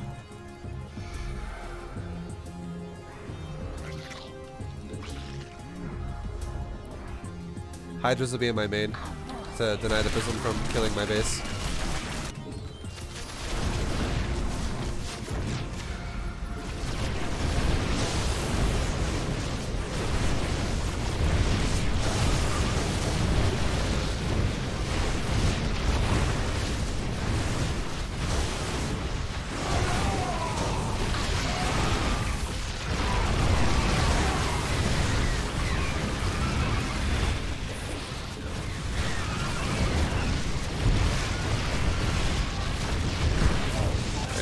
We're dead. I took too much damage, like I said. This guy was all in as fuck. We have Broodlords coming like now, but we're dead. It was close. It was close. I just took too much damage early on. If we look at the worker count early on, it's probably really bad for me. Look at that shit. I had like 28 drones when he had like 44. That's awful. It's fucking awful. Alright, well, it's the same guy. Jesus, can't click the mineral line properly. He is most likely going to be doing the same thing, and if he does, I'm going to do the same thing. I'm just going to try and not play like a derp. It is harder to play against someone who plays like this. But yeah, we'll try our best not to be a derp and play better. But he is 100% sending a probe, one of his first 12 out, if he wants to block my hatchery out of a 16 hatch like that. Because he's not even, what's it called? It's not even like the probe's showing up to my base when I run down there. He's already there, which means he's actually just pulling one of his first 12 probes off and just going, run to the base, block it. See how he's already here? Yeah, this guy's ridiculous. I'm gonna do the same thing. I don't give a fuck. I know I can kill this guy.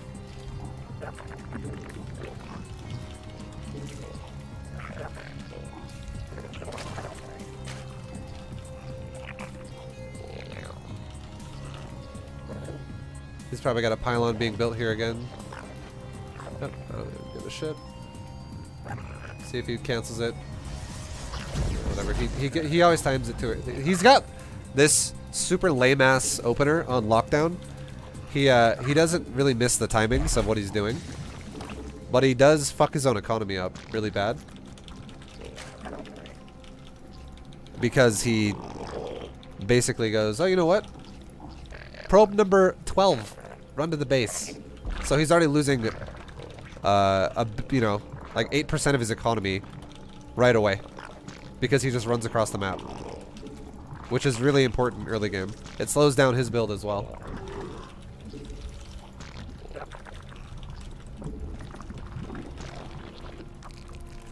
He just thinks that, you know, doing that to me will distort, like, it'll fuck me up way too hard. And I agree, it did last game, but, you know, I started picking up the pace throughout that game. I think this game I might be able to handle it a bit better.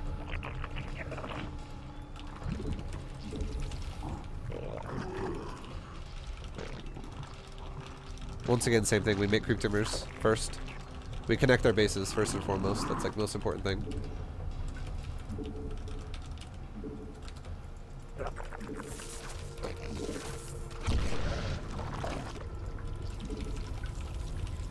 We require more minerals. Okay, he's going Stargate again.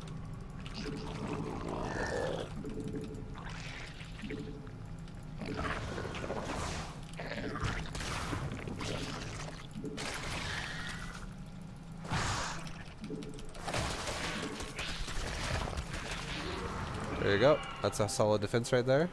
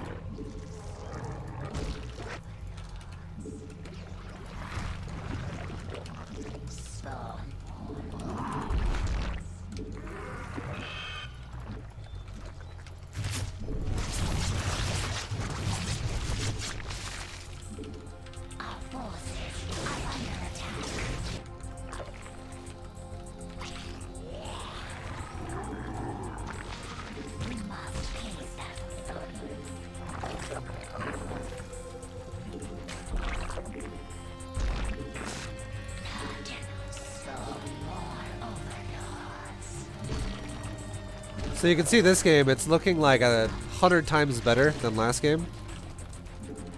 I have not lost really anything this game. It's pretty solid so far.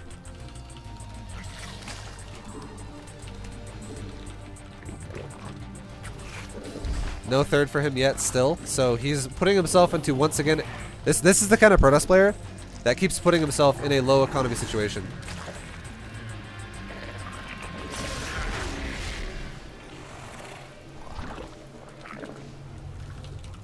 No third. We make rushes now. Very high chance I'm gonna get attacked really hard. And there it comes.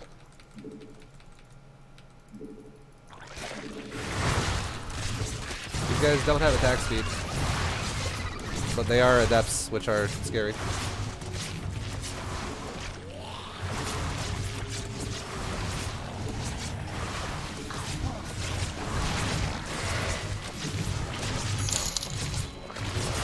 Sending energy to Vibison, Tilda. Oh baby, thank you very much.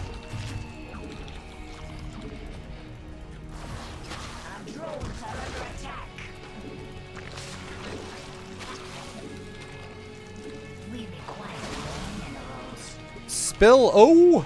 Thank you, man. I appreciate the dono.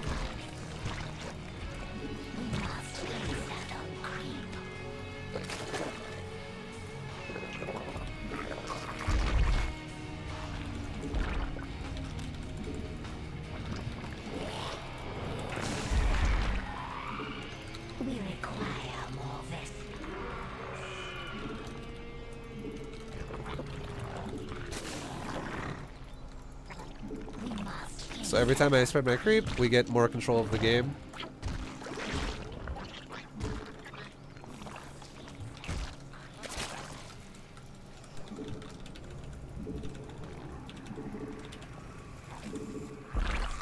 We require more Vespine gas.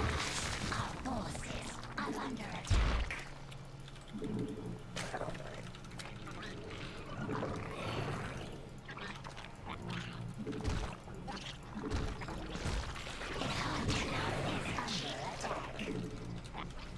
Okay, we're gonna make a few more roaches. Because it looks like he might wanna, okay, no. We're gonna actually make one more queen in every base, and we're gonna grab all my queens. Because now he's making void rays.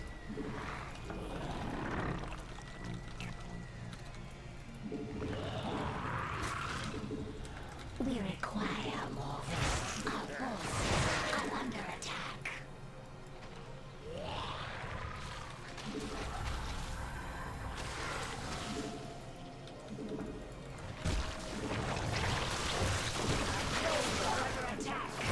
Okay.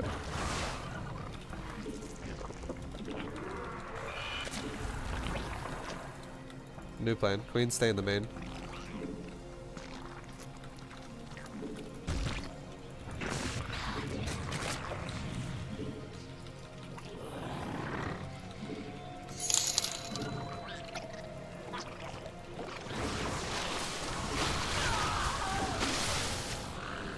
Yo, very bash.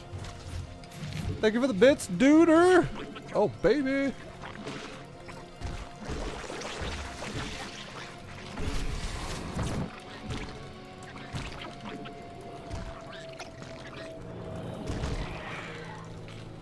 Okay, we're gonna put like actually like 5 hydras in the main. Oh, god damn it. Oh, why does it move away? This guy is just being ultra fucking annoying.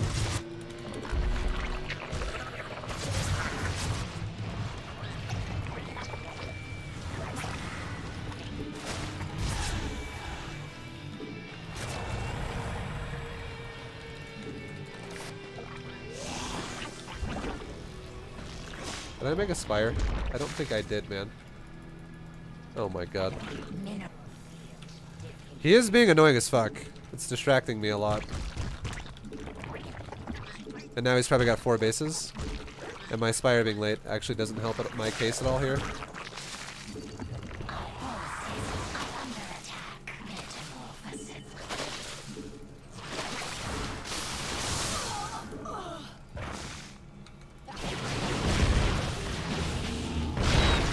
And he's got disruptors. As soon as that spire is done, this game will be ours really well. I'm really glad that he chose disruptor tech. It's actually pretty bad. We just need to put some spine spore in every base because this guy seems like he's going to do this all game. It just seems like this is how he wants to play. Is annoying as hell. He's one of those Protosses that's just like, I enjoy being annoying and that's what I do.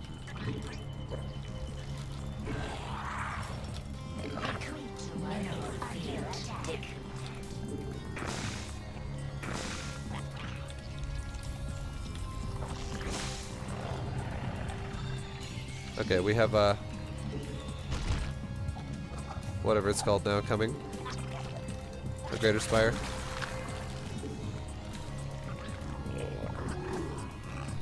Level 2 melee is started. Let's go ahead and ramp up our defense here. Oh, he's pushing. Okay.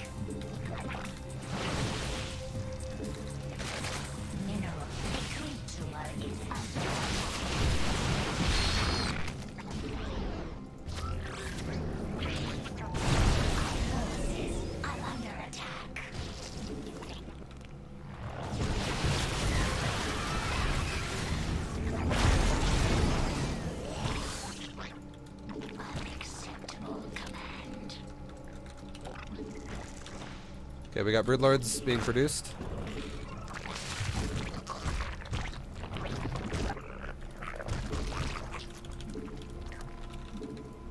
Lings are gonna hit this base right now. It's not as exposed as it appears to be. We are killing a lot of probes though. Now he's going Colossus. Okay, the game's over. We win. Colossus are not going to win. We have Broodlord.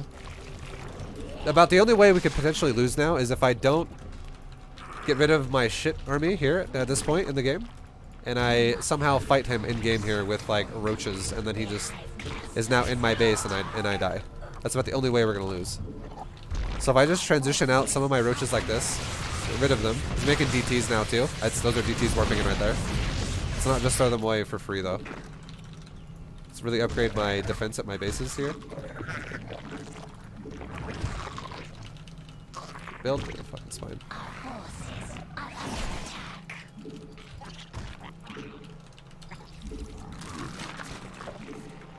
We'll make a few more Broodlords. We'll go up to like 16 broods this game.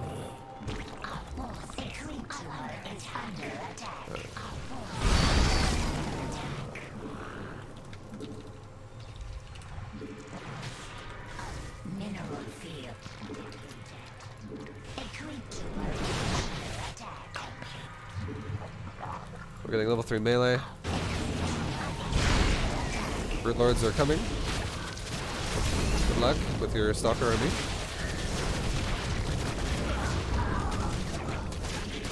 My Spine Spore is holding that base over there. Easy.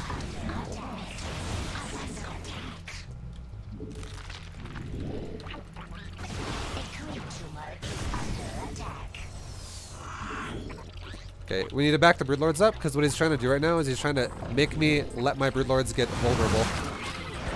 That's what he wants to do. He wants me to expose my broods. Okay, he realizes what I was doing, so he backed up. Let's go ahead and defend this base now. Holy shit, what am I doing?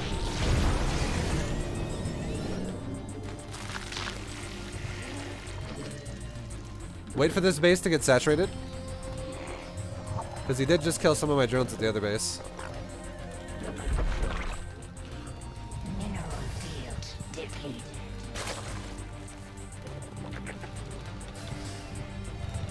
And now let's make some Corruptor. Let's get like at least 8. For good measure here.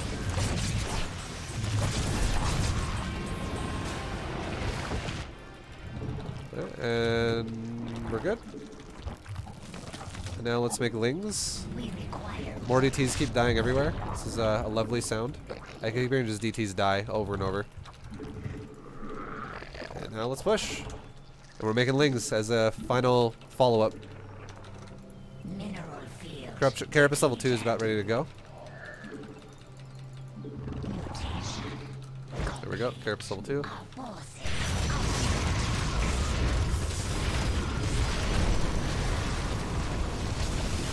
And there's the Tempest army.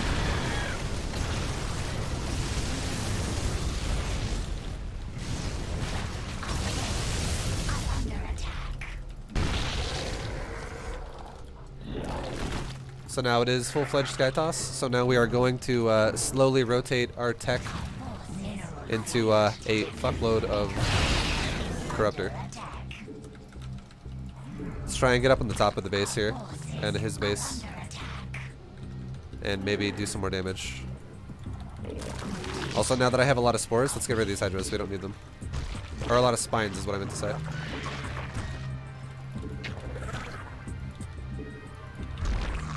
See if I can do some damage here.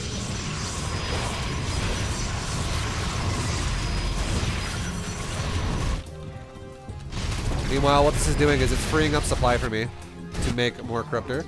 And I might even be able to snipe off some units here if he's like rallying them in a weird way. Like maybe a Tempest in the back.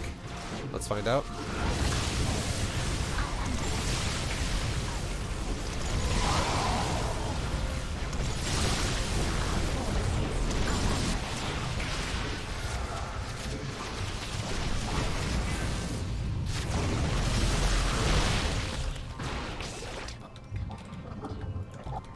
Cool.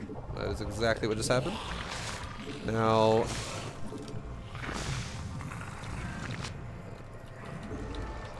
we'll make some more Lings for our Hydras up on the top.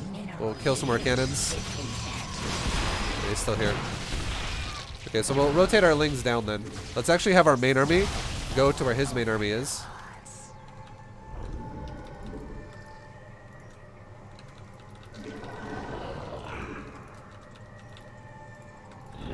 And let's have our ground army go to where his main army is not. I don't want to fight mothership bullcrap with a ground army. That's the last thing I want to do.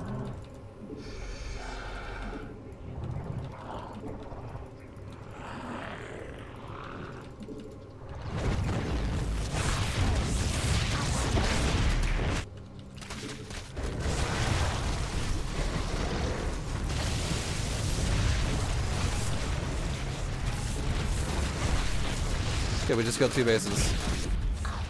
Now let's go zone out and kill his disruptors. And he warped in DTs that died again. This guy loves DTs. Let's also do this, so he can't just go kill my drones. And scale his base.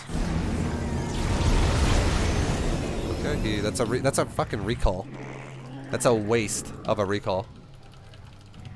That means now if I get him in a position where he's going to get overpowered, he cannot recall. That's really bad for him.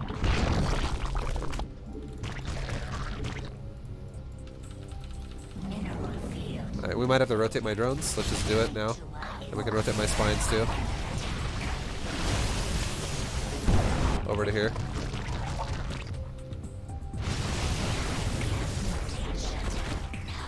He can't leave this side of the map now. He's forced to fight. There's no other way around it.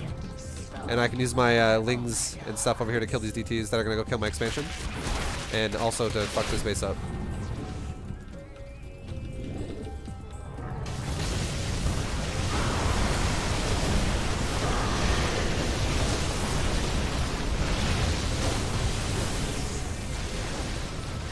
That's a lot of fucking Void Rays, dude. Let's get some Vipers.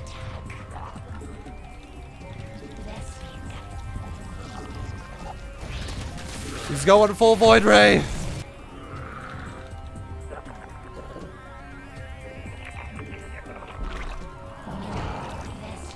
And we're starving him out. He's got bad economy. It's always the golden rule of StarCraft, guys. Starve them out. Now let's redirect my my air army to the top of the map, because that's most likely where we're gonna have to deal with everything he's doing.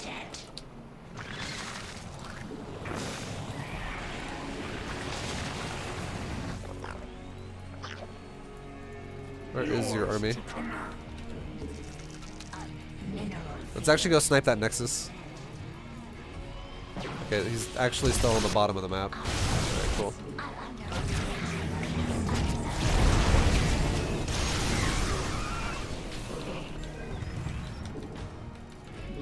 I'm gonna snipe this Nexus so the mothership dies.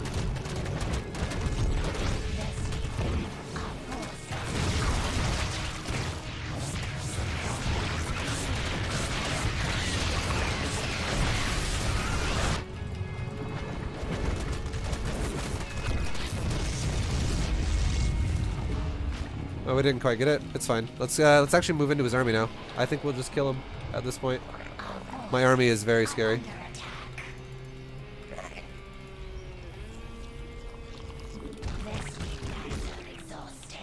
We can actually possibly kill the Nexus with our air army.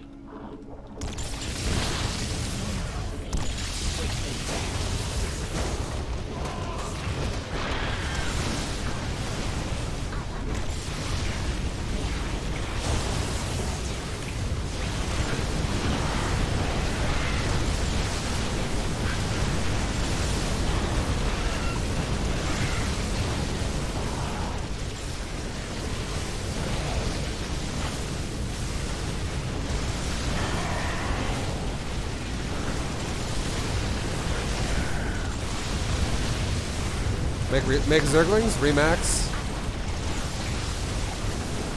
Send my Vipers home so they don't die. And now Zerglings will... I'll kill the Colossus because that's what Zerglings are going to have a problem with. And now we'll get out. And there will be no way he can stop my next attack. And we can just wipe out his new base on the bottom. Lings will just fucking manhandle Stalkers.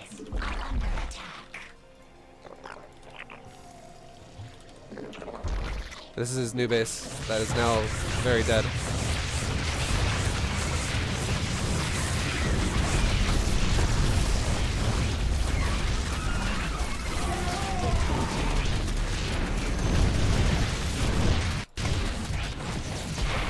We can run these guys away. Make some more broods. And we can make some more corruptors. Kill another base with Lings while he's trying to play like this. And I can just retake bases on the other side of the map. There goes another base of Protoss. Now this Protoss is officially all in. There's no economy, no expansions, no bases. It's just that army right there.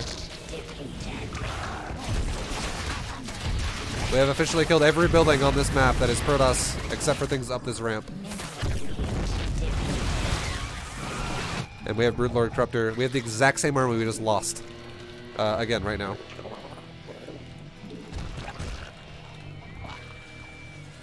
I should retake this base, because the creep is still somewhat there. Okay, let's make a couple Overseers for these Lings, so that I can,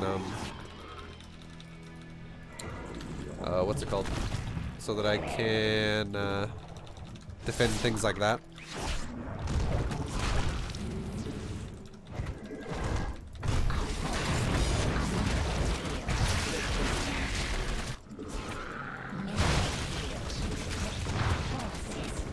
Let's follow his army, so I don't just get weird base tradey. Like, his army is so tiny, but let's just follow it. Let's make more Lings, so that we can kill him if he runs away from the Broodlords all day. We'll let that base die if it has to. We'll come back here and defend, like, something more important. GG! Yeah, he had 27 supply. This was it. He had, one probe. Right there. Mining that one patch of 20 minerals, and that's all he had. 20 minerals left in the bank over here, and nothing. He can't even build a Nexus. He'd have to long distance mine with one probe on a Nexus. There you go, boys. Boom! I told you we could do it! I just needed a warm-up, boys! Against... He plays different than a lot of Protosses do. That guy plays like... He fucks himself over to fuck you over. And players who play like that can be kind of frustrating to play against sometimes. Like, he slows down all of his expansions. He slows down his build to do aggressive things to hopefully slow your build down.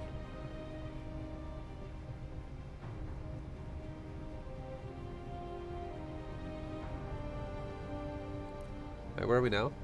56-18. What do you guys think? Are we going to be GM with that? We're now rank 196.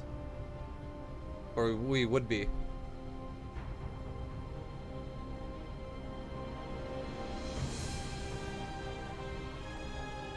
What up, ViBE? What up? What up?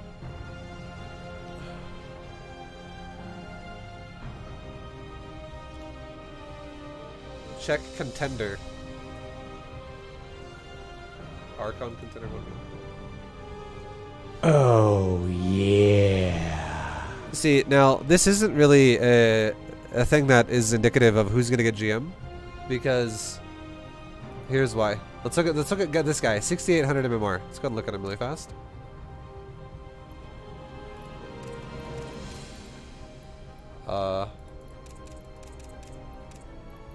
He hasn't played 1v1 this season, even though it says he's like 2-1.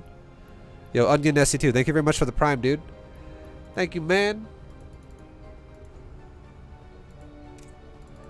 Basically, the point I'm trying to make is a lot of players who are in contender have bonus pool. That's the point I'm trying to make. So this list is not actually accurate as to who the fuck is going to get in, because look at these games. This guy might. He's, or not even. 31 games is still not even enough. But look at these guys. They played like 3 games, one game. It's the reason why they're only playing 1 game is because they don't want their MMR to tank. They're just playing 1 game and they're just stopping. Because this is a high MMR account. That's all it is. But when you get down here to players like this guy is a contender for GM. This is enough games. This is almost 300 games. Almost. But guess what? My MMR is higher than that. These guys, all with like sub 100 games, most likely will not get in. Because look at my bonus pool. Oops, wrong account. Or wrong thing. My bonus pool is... I'm not even getting GM. I forgot. My bonus pool is also ridiculous. I've played 100 games, exactly. And I have 600 bonus pool. We're not getting GM.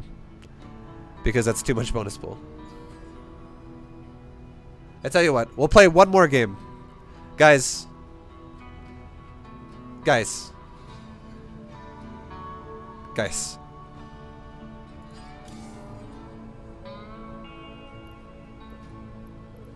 Our MMR, once again, I'll show it to you. What the fuck do I get back to it? There you go. Our MMR is 56-18. Okay? I just gotta give this little explanation before I say this. Our MMR right now is 56-18. Okay? Now, if we look at GM, bottom of it, 56-18 is already above the bottom. Which means, and if we play, I will play 1 more, okay? Which means we, instead of being 56-18, we might be 56-30 or some shit. But we have GM MMR now. But here's the one problem. This account, it's like almost like mid to now getting closer to the end of the season, the end of the latter season. The season ends on November 12th. So in 1 month, it's over. The season's been going already since August. So this account, when I started it, had like 2,000 bonus pool. And it still has 600. And it would take me about... I'm not even... something around probably like 12 hours of grinding games to get that down. Oh, yeah. It would probably take another 12 hours of just playing ladder to actually get my MMR, to get my my bonus pool down low enough to actually get GM. So that's a lot of time. Yo, prime time. Thank you very much for the sub. Much love, dude. 12 hours of playing video games. Who could imagine? You can still get GM with bonus pool? Can you? Because I was pretty sure you get fucked. You just don't get it.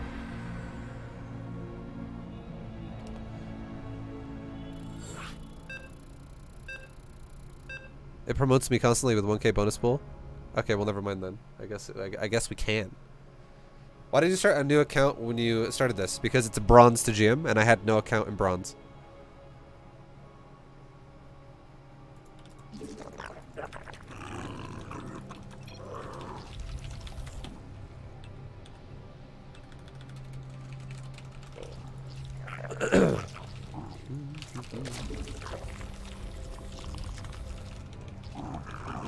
Dun, dun, dun, dun, dun, dun.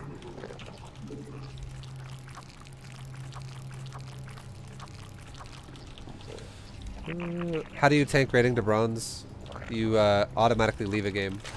All you do is you have your place of matches, and you leave your place of matches, and then you get placed in something, and then you leave your league, and then you get placed again, and you leave your place of matches, and you leave your league, and you do it again like 2 or 3 times until you're bronze. So account sharing, no. I have 2 accounts. I log into it every time I stream. I physically show you guys the account I'm logging into, and the account I'm playing on right now is called ViBE Danny, which is my first name with my ID I go by online. So unless there's some other fucking vibe out there that's name is Danny, it's mine.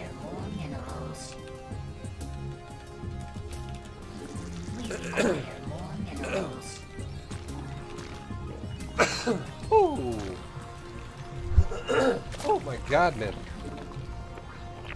Alright, we're getting proxied. Cannon Notion Gateway. Okay, so we're gonna go double gas. This is a aggressive build. Dude, I need a water so bad. My god.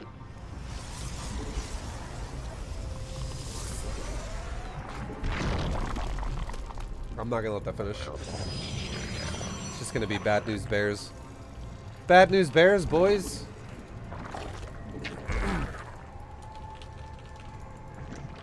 You ever just have that like problem where sometimes you just have a shit in your throat and you cannot clear it out? Fucking hate it. Alright, that's a lot of cannons. This guy's made quite a few cannons, guys. That's already 3 cannons that I see. All in the back. So against this, when it looks like it's going to be proxy pressure out of his Scheisehausen, we're going to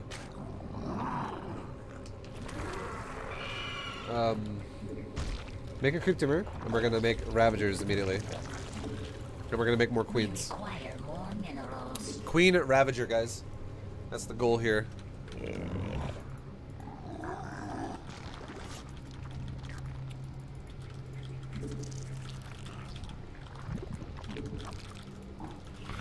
And we expanded really far away because it's going to be a economic base. Let's actually put a creep timber up there, so I have a range of creep area to defend with.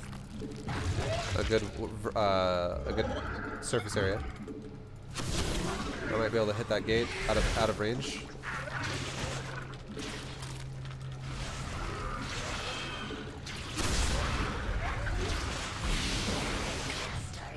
Okay.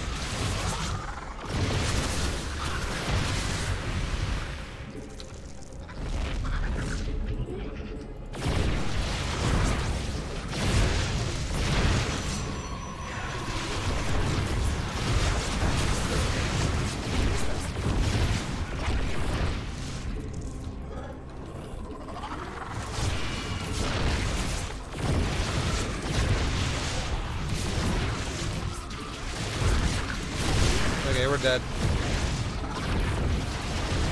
I micro this. This is 100%. What this is a micro battle.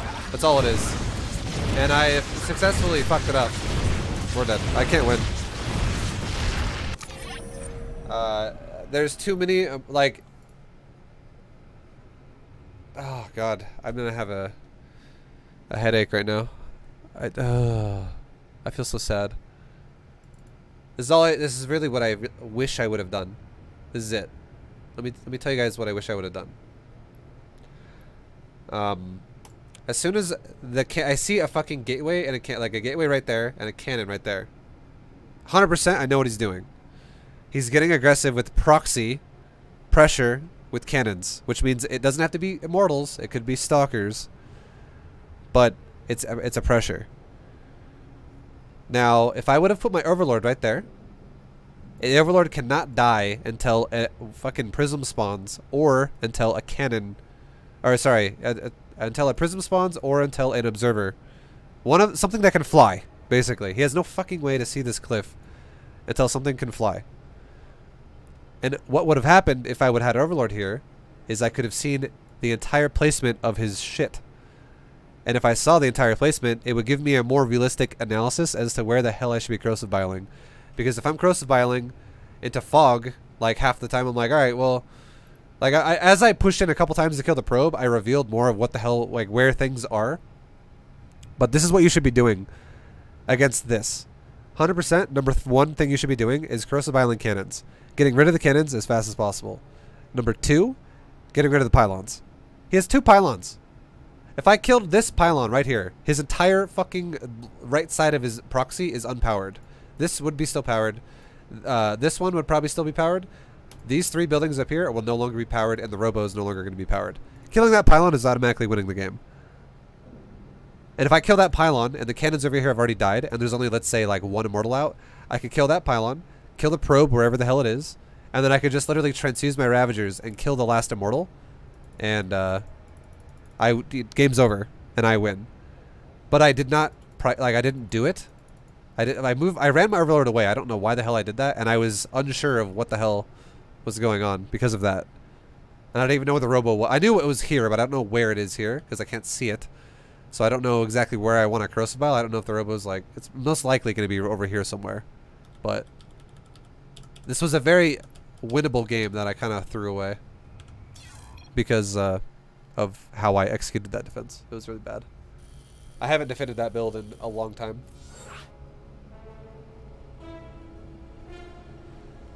Oh my god. That sucks. It kind of sucks. Sometimes you'll play StarCraft 2 and you won't play against a certain build for like 4 weeks. It's like some super all-in and you won't play against it for like 4 weeks. But then this guy that does this build, he probably does it every game. Let's look at his Zerg versus see his build order. He did it again that game. He can't have rushed that game. Let's see his other game. Zerg? No. Zerg? No. Whatever. You get my point though. Like he probably cannon rushes like every fucking game. So he's like, this is all I do. And I'm used I'm well versed in this every game because it's the only way I play. And I'm like reacting to it for the first time in my last like 30 PVZs.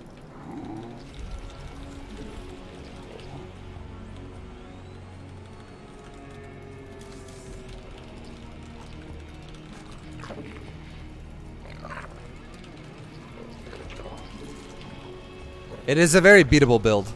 You just have to overpower it early, and then it's just like easy as fuck. And going Ravagers early is a great way to stop it. I actually really hope I get cannon rushed again, and I hope it happens again because I wanna show you guys how easy it is to actually crush that shit if done properly. But I probably won't be cannoned again. I don't know. That build kind of fell out of style. No one really does it anymore.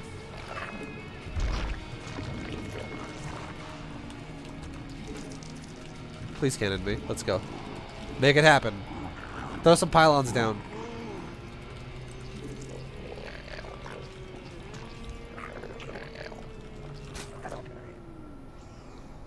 Parting does it all the time. Parting does do it all the time, and he's actually I would say the best player that I've ever played that does it. And I've actually beaten Parting doing it before as well. I have not beaten Parting more than he's beaten me, but I've beaten Parting cannon rushing me twice out of probably like 10 games. But he is by far the best one. Alright, just in case this guy is going to somehow sneak another probe over here, like another cannon. Okay, he is fucking A. I wanted him to do it, but I've kind of fucked myself over. Because I let him build a, I'm an idiot, dude. I'm fucking sad again. I only have one pylon now. Or one gas. I wanted it to happen, and it happened, but now he blocked my own of my gases, so now I'm fucked. Jesus, dude. We're gonna make a link to clear that out. Let the probe zap me once, so I can get a hatchery down. Get the range on him. Oh my goodness, boys. What the fuck am I doing? What's wrong with me right now? I'm going full derp right now.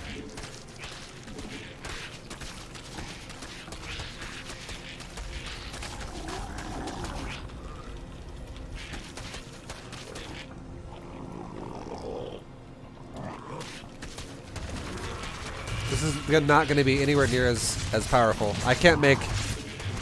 Because I know I should be able to make 3 Ravagers the second it starts. Now I can make... The fucking assimilators are OP as shit. So much health. Now I can only make 1 Ravager and 1 Roach. I'm a little pissed off right now. This is so dumb. I can't believe I let that happen.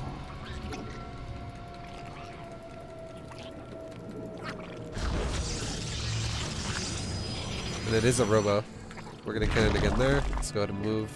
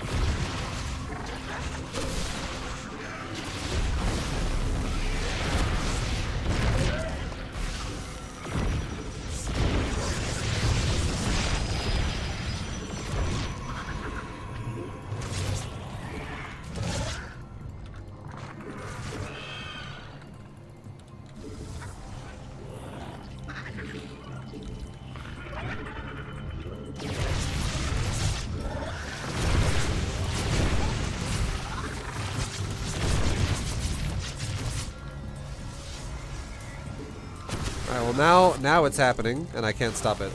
Now what we're gonna do is we're gonna go into stall mode. We're going to stall mode now. Because I have no other choice. It's happening now. I didn't take my gas properly, so...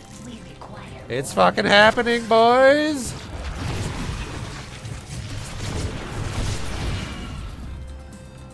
And what stall mode is you basically just control the ramp as long as you can.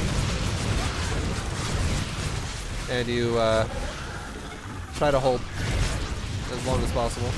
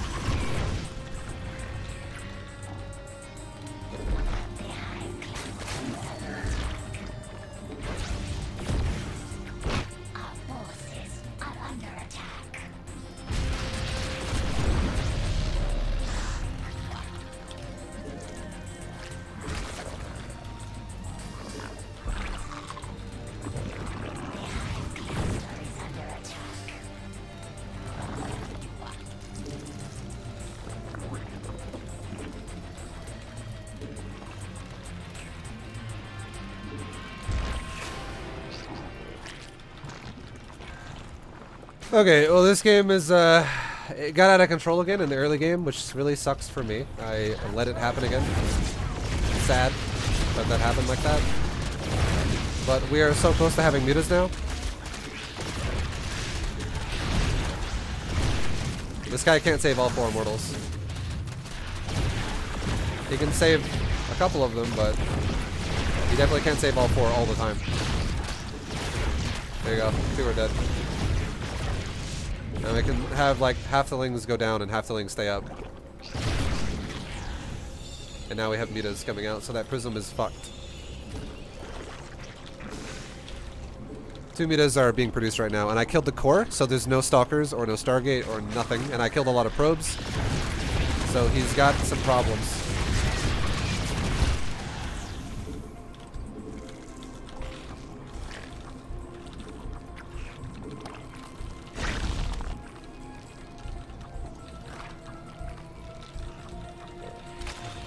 We require gas. And that sent my lings back to his main base. Oh, okay, there are Phoenix. Never mind.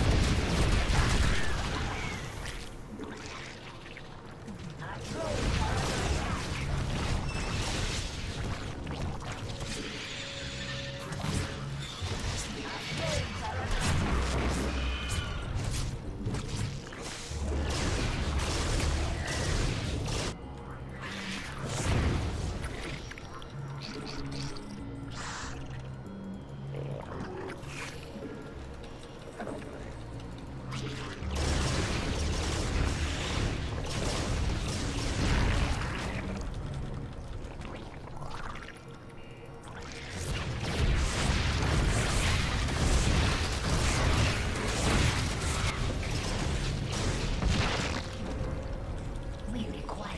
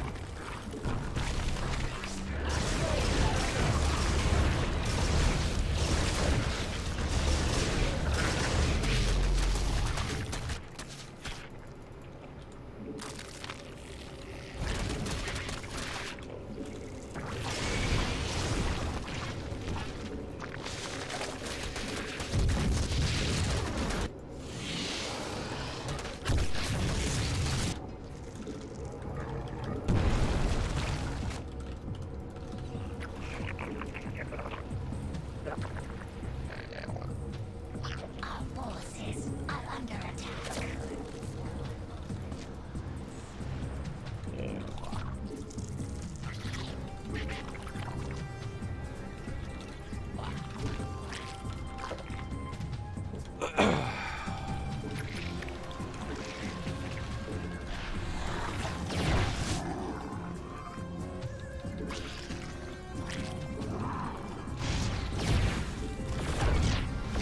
Okay, well he's got... I probably assume he killed that proxy right there, and now he's got shit in the main. And he's got my natural now and my main. So what we're gonna do is we're gonna go Corruptor as soon as we have. We're focusing on drones right now. Spores, lings, and drones. And once I have a good economy here, we would then go Corruptor, but not before. Don't go Corruptor before. Because if I make Corruptors way too early, it's gonna just fuck me up. He doesn't even have it. Okay. Like, he has nothing. He had 4 probes. He just spent all of his bank on Phoenix. This was not actually a new base mining. So, what we did, it still worked. But what we did was we dealt with the Protoss in a way where we want to kill the proxy, and if not, delay the proxy. Because look at all this shit up here that's doing nothing. So much money he spent off of one base economy to be like, battery, battery, battery, battery, battery, cannon, cannon, battery, battery, battery, pylon, pylon, battery. Like, how many fucking batteries is this? This is 14 batteries. It's a lot of batteries, guys. And we killed, like, I think probably 5 of them earlier, or 6 of them earlier. We killed a lot of batteries before this happened. And we killed, like, I think 2 cannons. But he basically got forced to go back to my base, which has already been mined by me a bit. So it's not even like a fresh base. This base has like less time on it. Like one of the patches is already gone.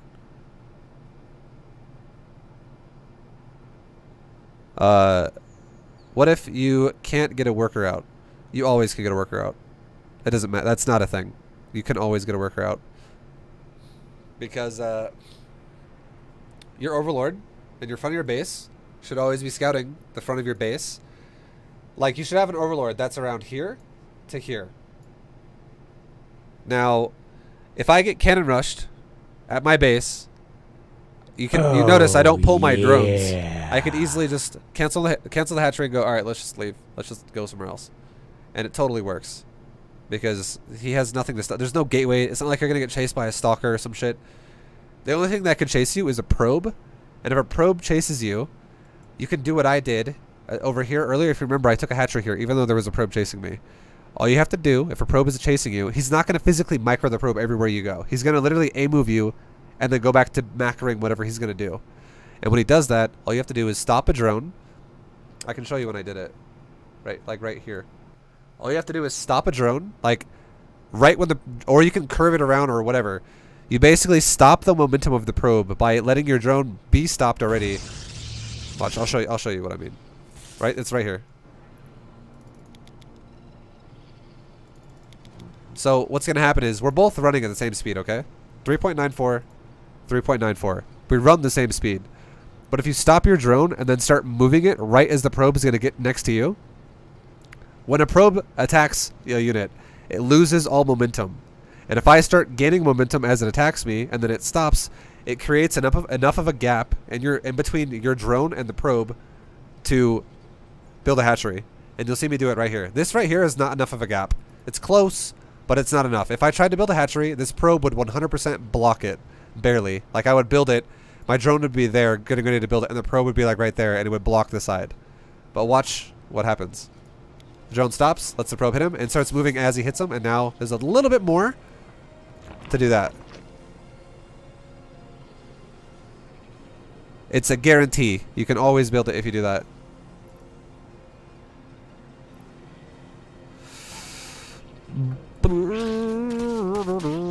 And now if I get a hatchery down, all I have to do is have a overlord follow my hatchery, my drone, and I can see if I'm going to get cannon rushed, which is why this overlord is coming down right now. It's going to go check out, are you cannon rushing me or not? And if I am, I'll cancel it and go somewhere else. This was horrible. This almost lost me the game. I should have been able to have, but notice as well, remember how I talked about the cliff?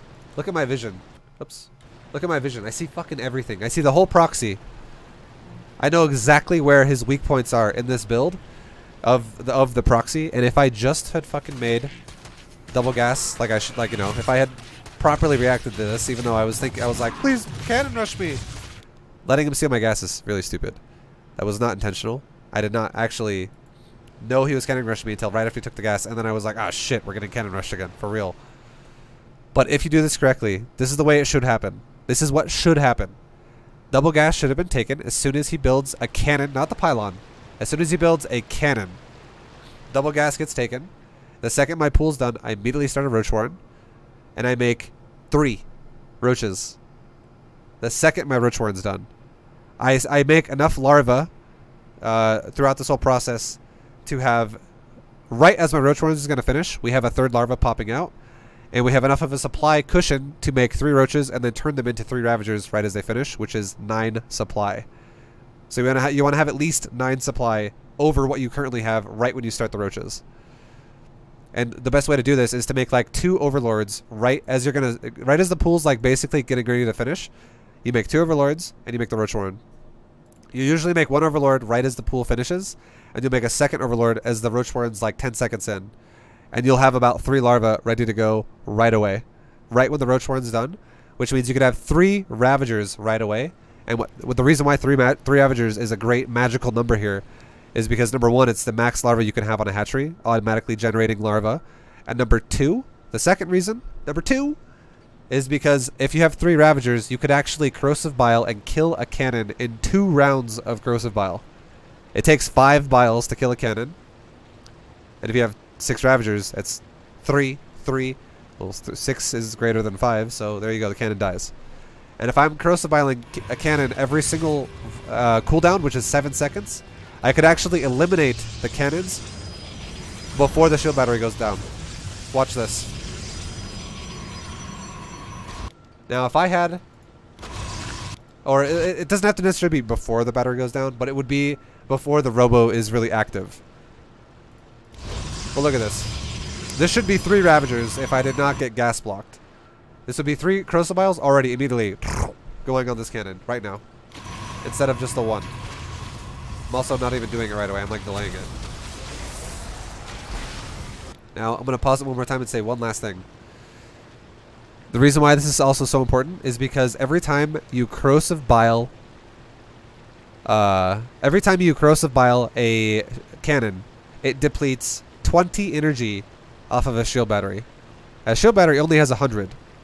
So if I have 3 ravagers going triple bile, every 7 seconds he's losing 60 energy on these shield batteries, which would be enough. And also not only that, but I'm also auto attacking things in the front that are out of range of the cannon. So we're auto attacking the pylon, we're auto attacking the other stuff, and we're corrosive biling the cannon. And we're going to deplete his shield batteries before the robo is even done. Guaranteed. That's how it should go.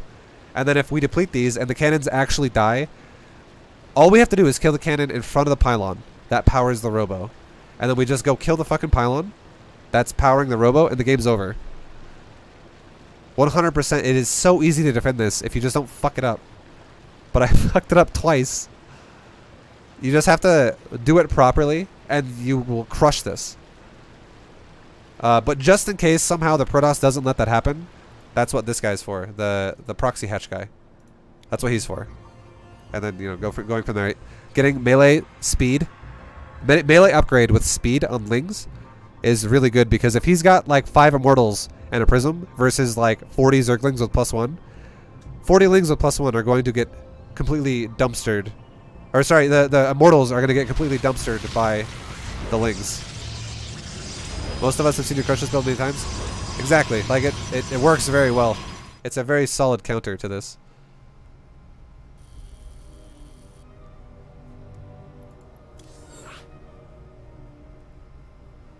Why not build a spore when the prism comes out?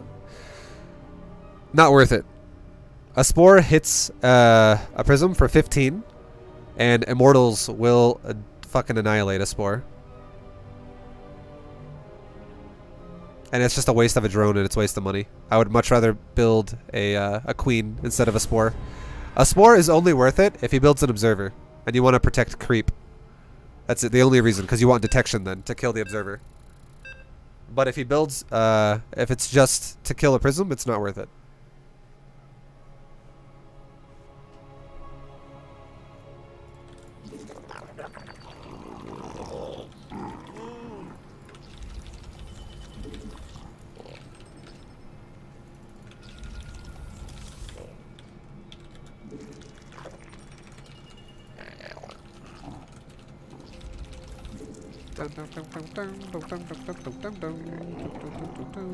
If you can't get a proxy hatch, what do? You can always get a proxy hatch. There's no reason why you shouldn't be able to. Basically, if you're not able to get a proxy hatch, ask yourself why can you not get it, and fix that problem. Because you should never have that problem. You should always be able to get it. There's nothing stopping you from running out of your base with the drone that you cancel out of the natural. Because I'm bad? Well, if you're bad, most likely your opponent's also going to be bad. So your opponent's not going to be really efficient with that build either.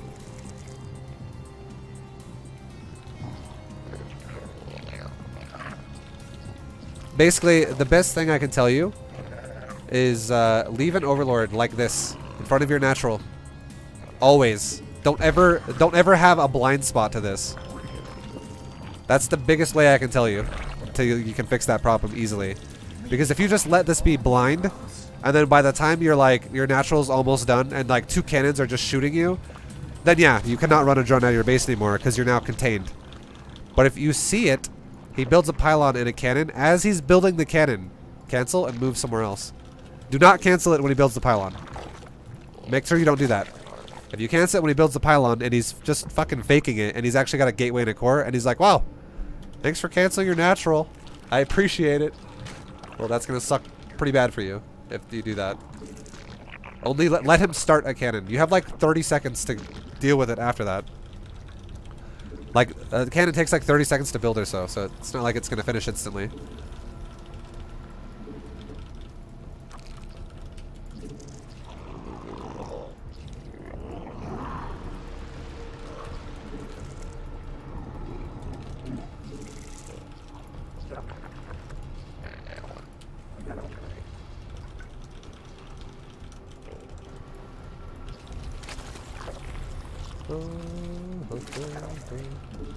I just tuned in. I didn't see all that.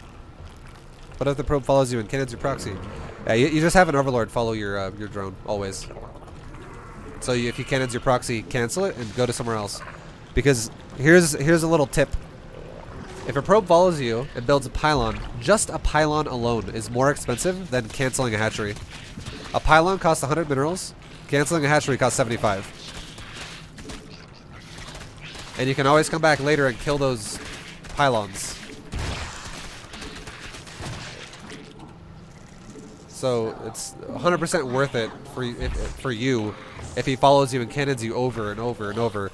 Because also, if he cannons you over and over and over at multiple bases, it's going to severely weaken his proxy in front of your base. Which means you're going to have a higher chance now every time he cannons another base. Your chance increases to deny it entirely in front of your in the one in front of your base. Alright, we are getting flooded. I am sad. Fucking A. It's always aggression, dude. Son of a bee sting, bro. Alright, we're gonna take another hatchery. This hatchery is dead. I'm not saving it. This guy has made so many lings. Okay, I canceled that. European server? Ah! That sucks.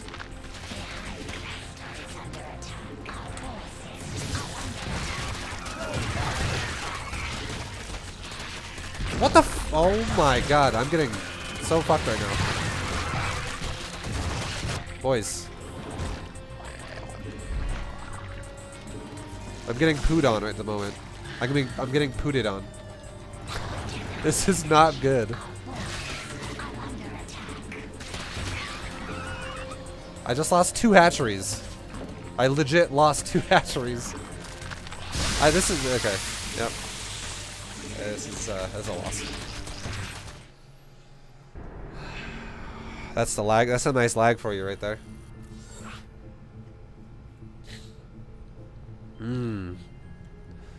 European server. Yo, I found the setting to see deleted messages. Oh my god, you did? No way. You want to know how you actually can see deleted messages? You just got to be a mod. If you're a mod, you can click it and go, oh, that's what they said.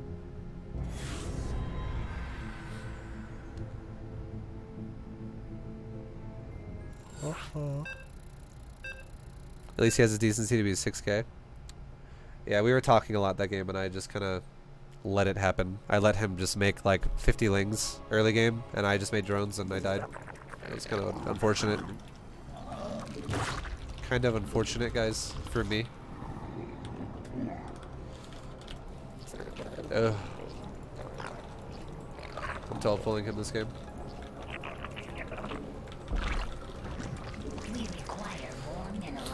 This is a good map for 12 pool.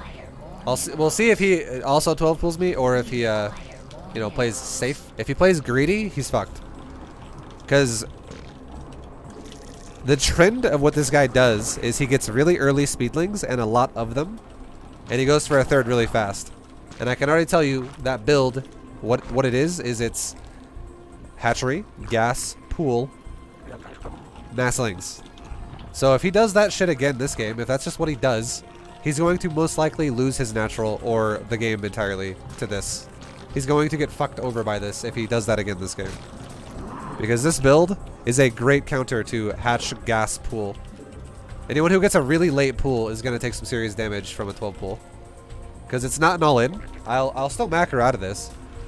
But he's going to have to pull his drones to not lose the hatchery. And he's going to have to, like, not lose his drones to not lose the game.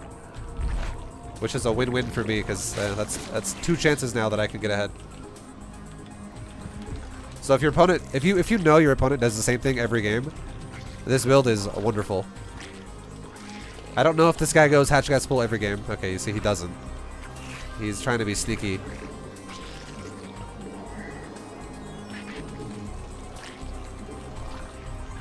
We'll just wait for Ling's 7 and 8 to get here, and if he wants to fight me at an inferior number, I will win the fight.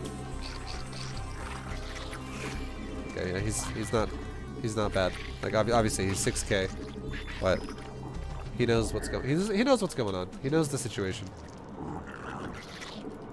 Neither one of us wants to fight an inferior amount of lings with an inferior amount of lings, and the closer you get to your opponent's base, the higher the chances are that you're going to have an inferior amount of lings.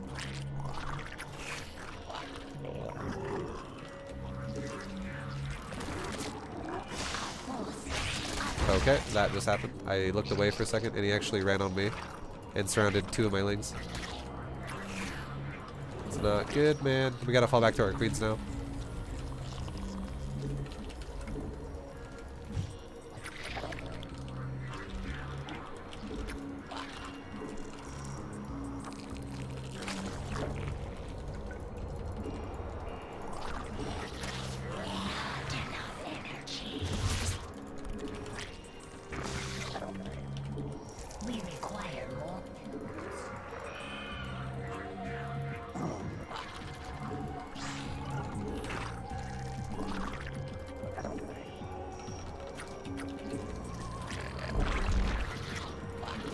We're gonna go for a roach timing.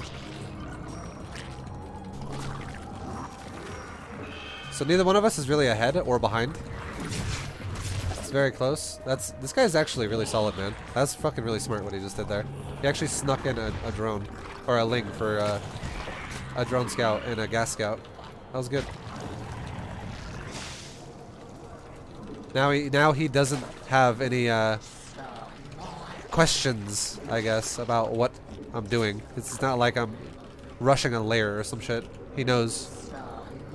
That was good. Props to this boy. Okay, he's making more lings. I'm gonna go for roaches, and I'm gonna go for a ling roach all in. He's also making a third now. This makes me think he's got speed on the way, and it's gonna happen very soon. This makes me think he took a gas really quick. So what we need to do now is we need to chill behind my wall. And there it is.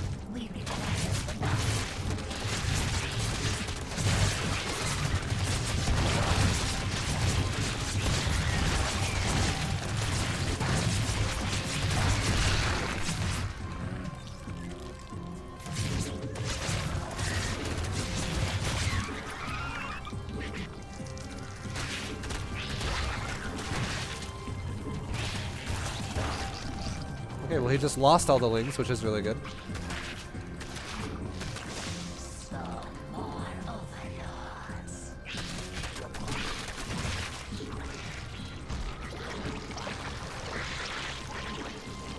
I'm gonna go fuck his base up. He's going kind of all in. Yeah, he's like just throwing lings at me, willy-nilly. All willy-nilly, boys.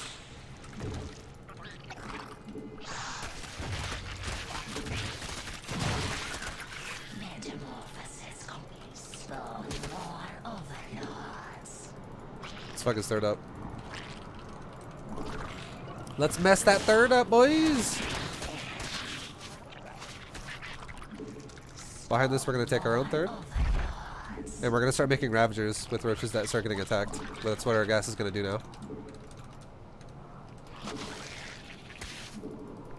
And we need to make our lings go back and kind of help our rallied roaches.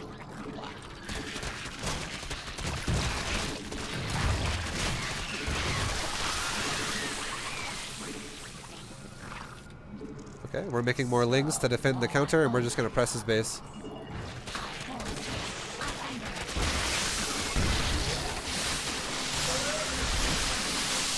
He's trying to buy time to build roaches right now, which is why he's like running away so much. That's the dead roach right there. Let's get in top of his base right now. If we can kill his production right away, we can win the game. Okay, let's back out. Focus fire some roaches as we leave.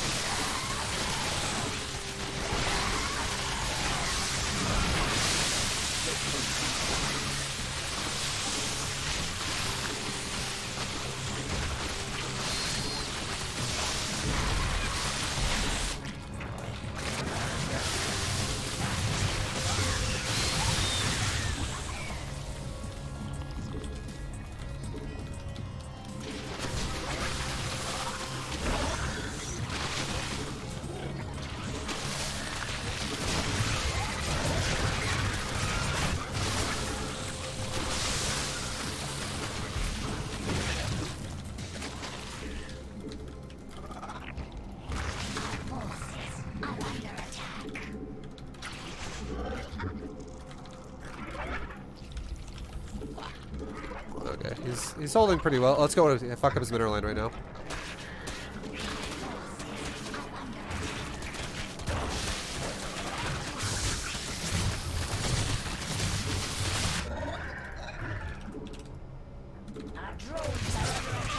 He's doing the same thing to me. This game is getting wild right now.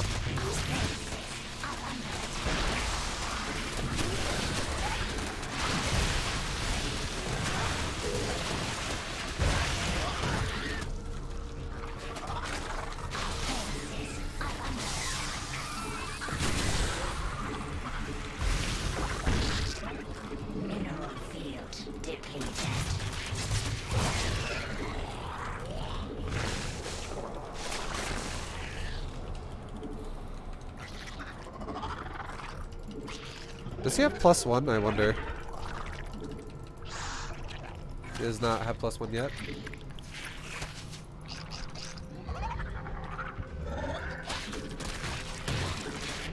Okay, so here's what we're gonna do. I'm gonna make a few more Ravagers. I'm actually gonna go layer behind this now. It's gonna be really weird. This game is getting weird as fuck. It's not standard at all. And we're gonna go for a surround on his roaches, and we're gonna try and just bust his. We're gonna Crucify the shit out of them.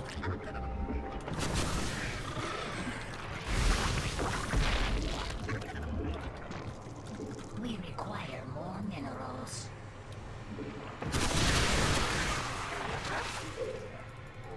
Here we go. Let's go right now. That's perfect.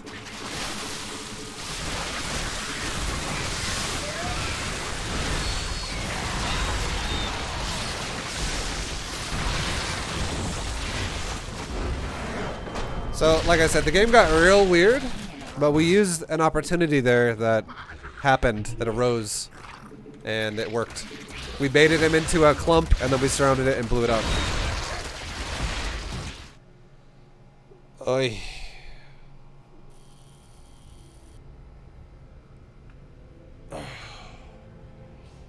Is it exactly 4 biles to kill eggs, or do you have to throw a 5th? It is 4 to kill eggs, but if I throw more, I can also hit the hatchery. An egg has 200. An egg has 200 hit points and 10 armor. Oh, But Corrosive Bile yeah. ignores armor, so it doesn't even matter. It hits for full. Even if it had armor, it would still actually die if there was no regen involved, because it does 240 for 6 vials. But you get the Corrosive Bile does not get affected by armor at all. Yo, Bad Zergling, thank you very much for the 26 months. Dude, you took his 6K from him. He deserved it. He 12 pulled me. Who the fuck 12 pulls? Oh wait, I did too. It's okay. He beat me the game before that. It breaks even. I lose 12 points, he loses 35. Sounds like a fair trade.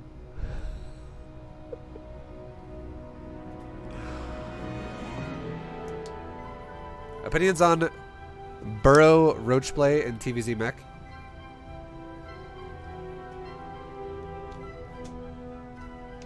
It's kind of risky.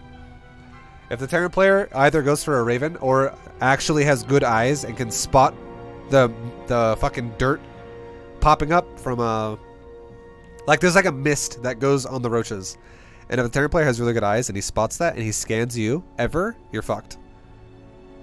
That's the one risk about that build. It works really well if they don't know what the hell's going on and they don't pay attention, but if they do and they scan, you're fucked.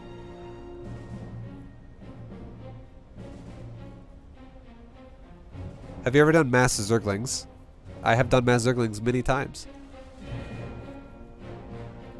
Oh, yeah. Yo, Rule Venez, what's up, man? Thank you very much for the tier 1 sub, baby. Well, guys, I do think this is pretty much a GM right here. Like, I think this is a guaranteed GM. Rank 180 is like playing it really safe, but we're 5635. And 5635 is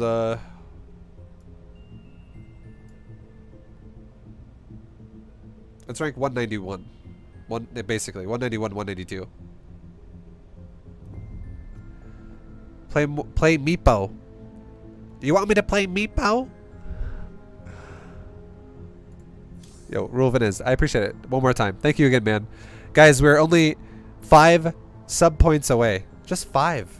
They can count that on one hand. We're 5 sub points away from our next emote slot. It's coming up real fast.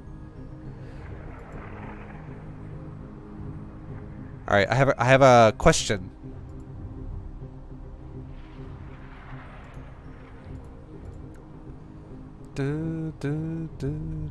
This is for stream.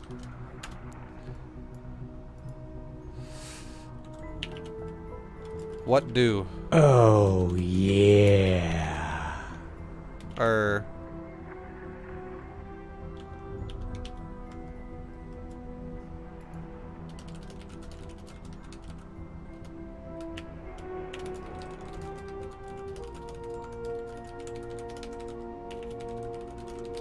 What'd you guys rather see?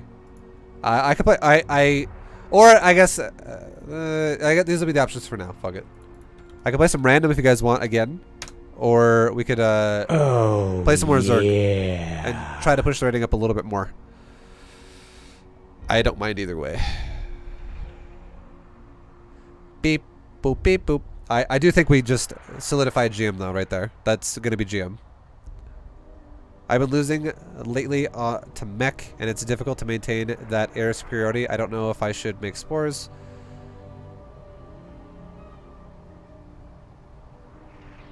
If you fight against mech and they go for a lot of air, spellcasters are what you need to do. They're amazing. Fungal, parasitic bomb, both combined, or at least one of them, all of it is really good. Lots of fungals on it, lots of parasitic bombs on it, combination of the two. It fucking owns. It all owns.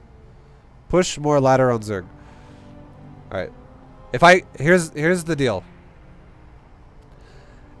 If I continue pushing on EU, we're gonna do it until I go surpast rank 180, because that is 100% absolute guaranteed GM. GM is top 200, and if so, why is it just 192? Sorry to repeat that question. Okay, so other people could be in the same situation I'm in, where they could potentially be getting GM. When this resets, this timer right here, 14 hours and 43 minutes. When that resets, if other people are in my position, it's going to take whoever's highest. So if I'm going off of rank 192, if there are 8 people who are higher than me that could place over me, then I don't get it. But if I'm over rank 180, there is almost a guarantee. Like, there's basically a guarantee. I've never not gotten GM if I've ever hit top 180. There's never been more than 20 people that have been above where I am ever. Because there's a lot of people who actually have higher MMR than a lot of people in GM that are not in GM. It just requires them to play games to be able to attain that. Hey ViBE, what's up, dude? How you doing, man?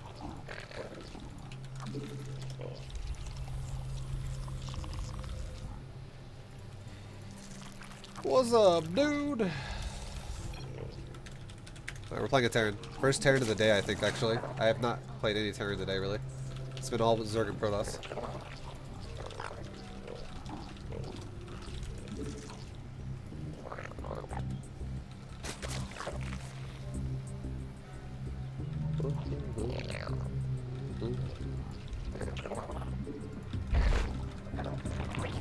We require more minerals.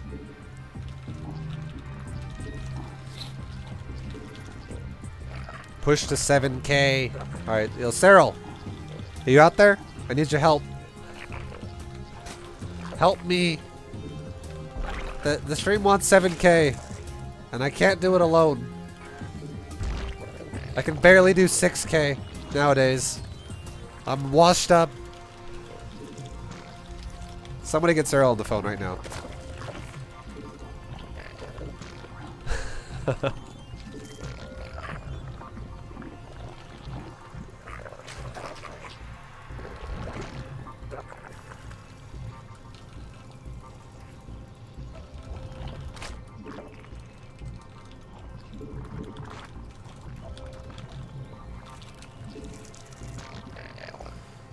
Do you think anyone will ever hit 8K MMR? Probably not, because it's relative to the points you get is relative to the points other people are.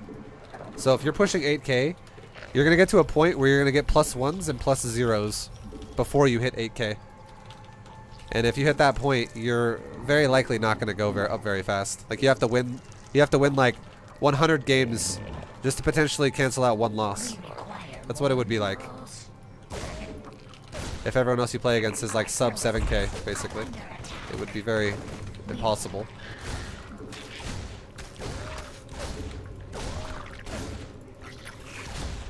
Trying to save my lings. Queen's almost done. Nice, we saved every ling. And we saved the Overlord as well. Very good, very good, very good. So far, so good.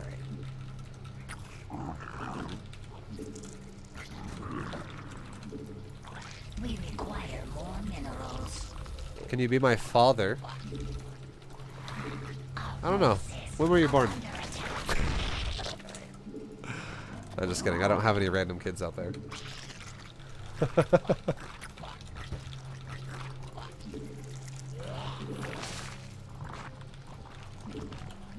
Some more ovens.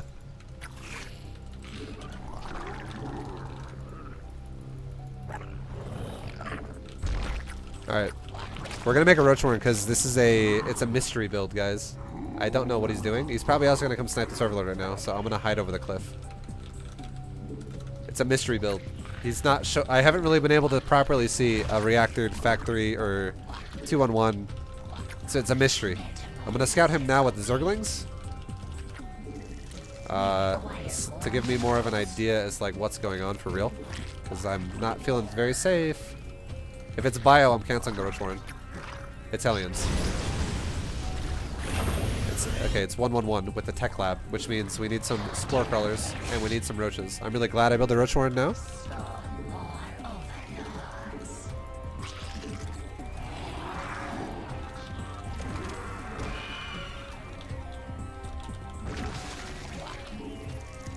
This could be mech, it could be bio. This could be a dead Reaper in 2 seconds. 2, 1, 0. Told you. Told ya. Alright, so Banshees likely incoming. Here's how you deal with Banshees. 1 spore per base and 1 spore per rally. That way a Banshee can't just park in the middle of your drone line while you saturate a new base. Because that always sucks when that happens. For anybody who's Zerg. You're like, oh my god.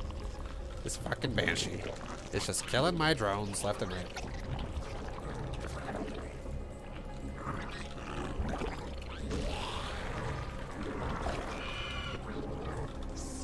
Let's go ahead and take another base, and behind this also, let's take 2 evos.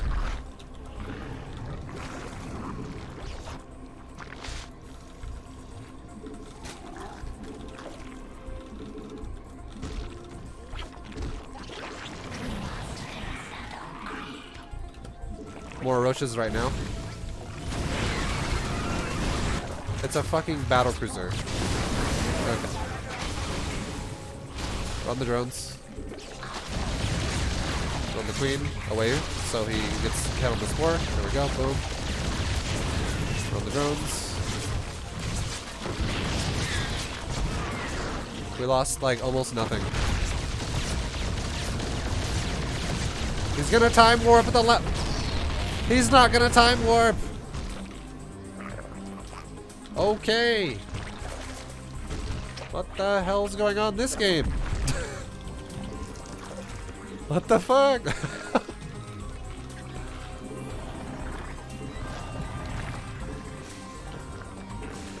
We did a really good job though at saving most of our everything there.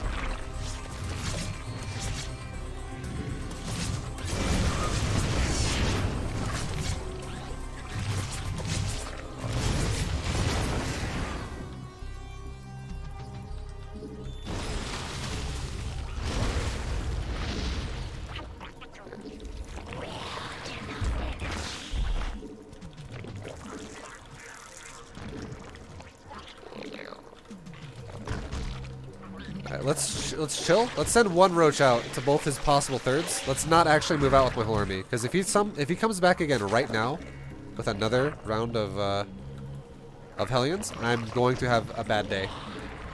I'm going to lose a lot of drones if that happens. Let's get creep going on this side. Creep's good on the other side. We need to fix the top side.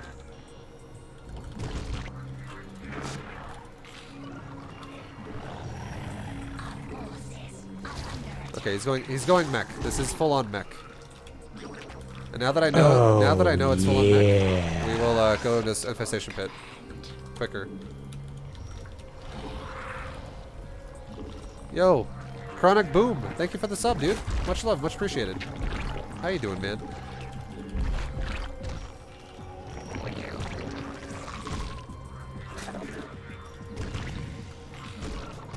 So here's how you deal with someone who goes mech. Make a fucking spire. You don't have to make mutas. Just make a spire. Because the option to have mutas available is amazing. And if it happens this game, I'll show you why. It's actually incredible. It's like free wins against certain mech players. If you ever fight a mech player that's like, I'm gonna go ahead and push you with mass tanks.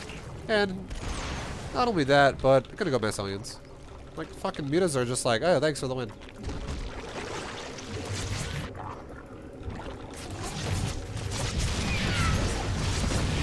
Get him, Spine.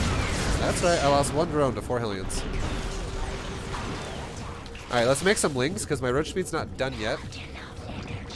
And I really want to go kill those cyclones really bad. Let's get some creep in the middle, and let's fix the creep on the bottom. Let's take another base. Another thing about fighting mech, expand a lot. 100%, that's how you beat mech. If you don't expand, you're doing it wrong.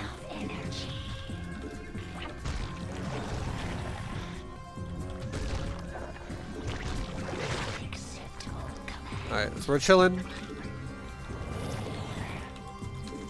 We're gonna see what he's doing. I'm not really sure if I want to go Stormos yet. Okay, look, this is Muta. I win the game. 100%, I've already won the game. He's gonna push into Muta, and he's dead.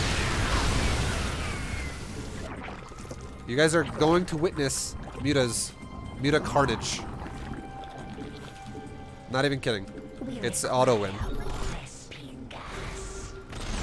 Let's go ahead and wipe out these Cyclones because they're on my side of the map now. They're between my army and his.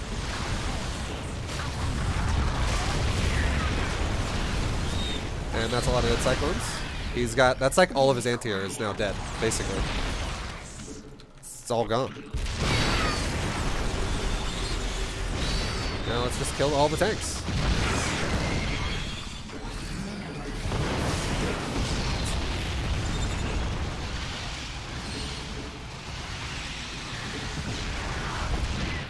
Make Lings. Counterattack his base right now. This is the time to fuck him up right now. Kill all the tanks.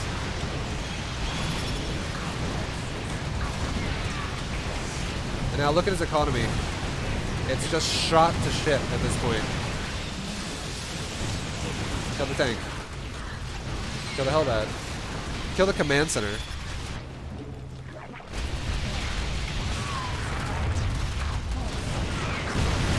Okay, bring the Mutas back and kill that next army that can't hit air, and have my Lings go kill this base. Throw the drones away to this base. Take another base, because expanding is how you beat mech. And there we go. All his army just died again. And now he's going Thors. Which is fine. He's on 3 bases, and I'm on 6. Let's go ahead and start a Broodlord building. Let's go ahead and start Pathogen Glands on my Infestation Pit. We're beyond Swarmos. We don't need them anymore. Let's go ahead and get a couple spines just in case this guy like Rambo's Hellions in my base again. Let's fix my saturation here. And let's just go hit his base. Let's get Burrow as well, because we will be using Infestors in a little bit, because now he's going into a Thor-based army. First, we're going to make Broodlords, though. Swarmos always, or sorry, Infestors always come after Broodlord. They don't come before. Let's go ahead and wipe out another command center. We can fight this and kill it. Magic box my Mutas a little bit. Run the ones getting shot a little forward, and the command center's dead. We just lost like 5 Mutas to kill another economy from the Terran. Oh god, I didn't build spines here. My bad. Make drones right now to fix that. Just remake like another 20 drones or 18 drones, whatever. That was kind of fail. I didn't realize I didn't build spines there. Whoops. There, now we're good. Now we got Broods. Get weapons again on the Spire. Get Neural Parasite on the Infestation Pit. Spread my creep, because creep is great. Now let's fly my Mutas into his base, and if he attacks me at this point in time with his ground army, we now have Infestors being built. We can max out on Zergling if we need to. And we have Broodlords. Now let's kill another economy. So he wants to attack. So let's use the Broods. Mineral field depleted. Let's try and get on his Thors when his Hellions are out of position.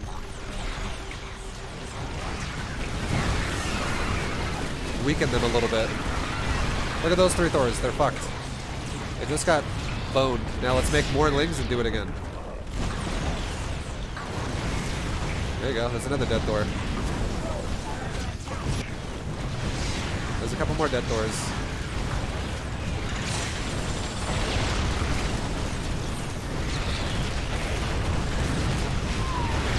We're jumping on the Thors with my Lings again. My Mutas are still wiping the base out.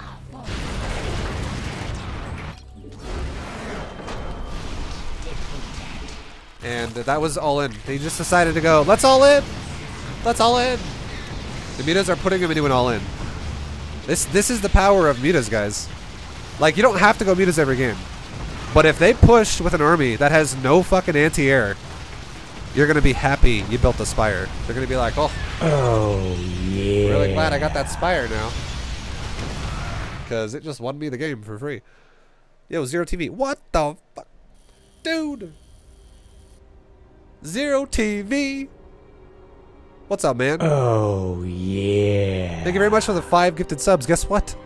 With those 5 gifted subs, we are officially over our sub goal. Guys, we just unlocked another emote. Oh my goodness. Yeah. You just gifted 5 subs. Honestly, the guys, I'm not gonna lie, this is the end of Bronze GM. That was the last game. Because we just... Oh yeah. Zero TV, I love you, man. Thank you very much. Everyone, welcome to the stream. Welcome, guys. We just officially hit top 180 on EU. So now this is gonna be 100% GM as soon as the time rolls over. Not even a question, it's GM now. Because let's look at this. 56, 56. We gotta be right next to 180. If we're next to 180, we get it. As soon as it rolls over. Oh yeah. Because you don't just get it automatically like you used to. You have to wait for the rollover now. It's just how it works. But 56, 56 is what we are. And 56, 56 is rank 184. 185. It's gonna get GM. 100%.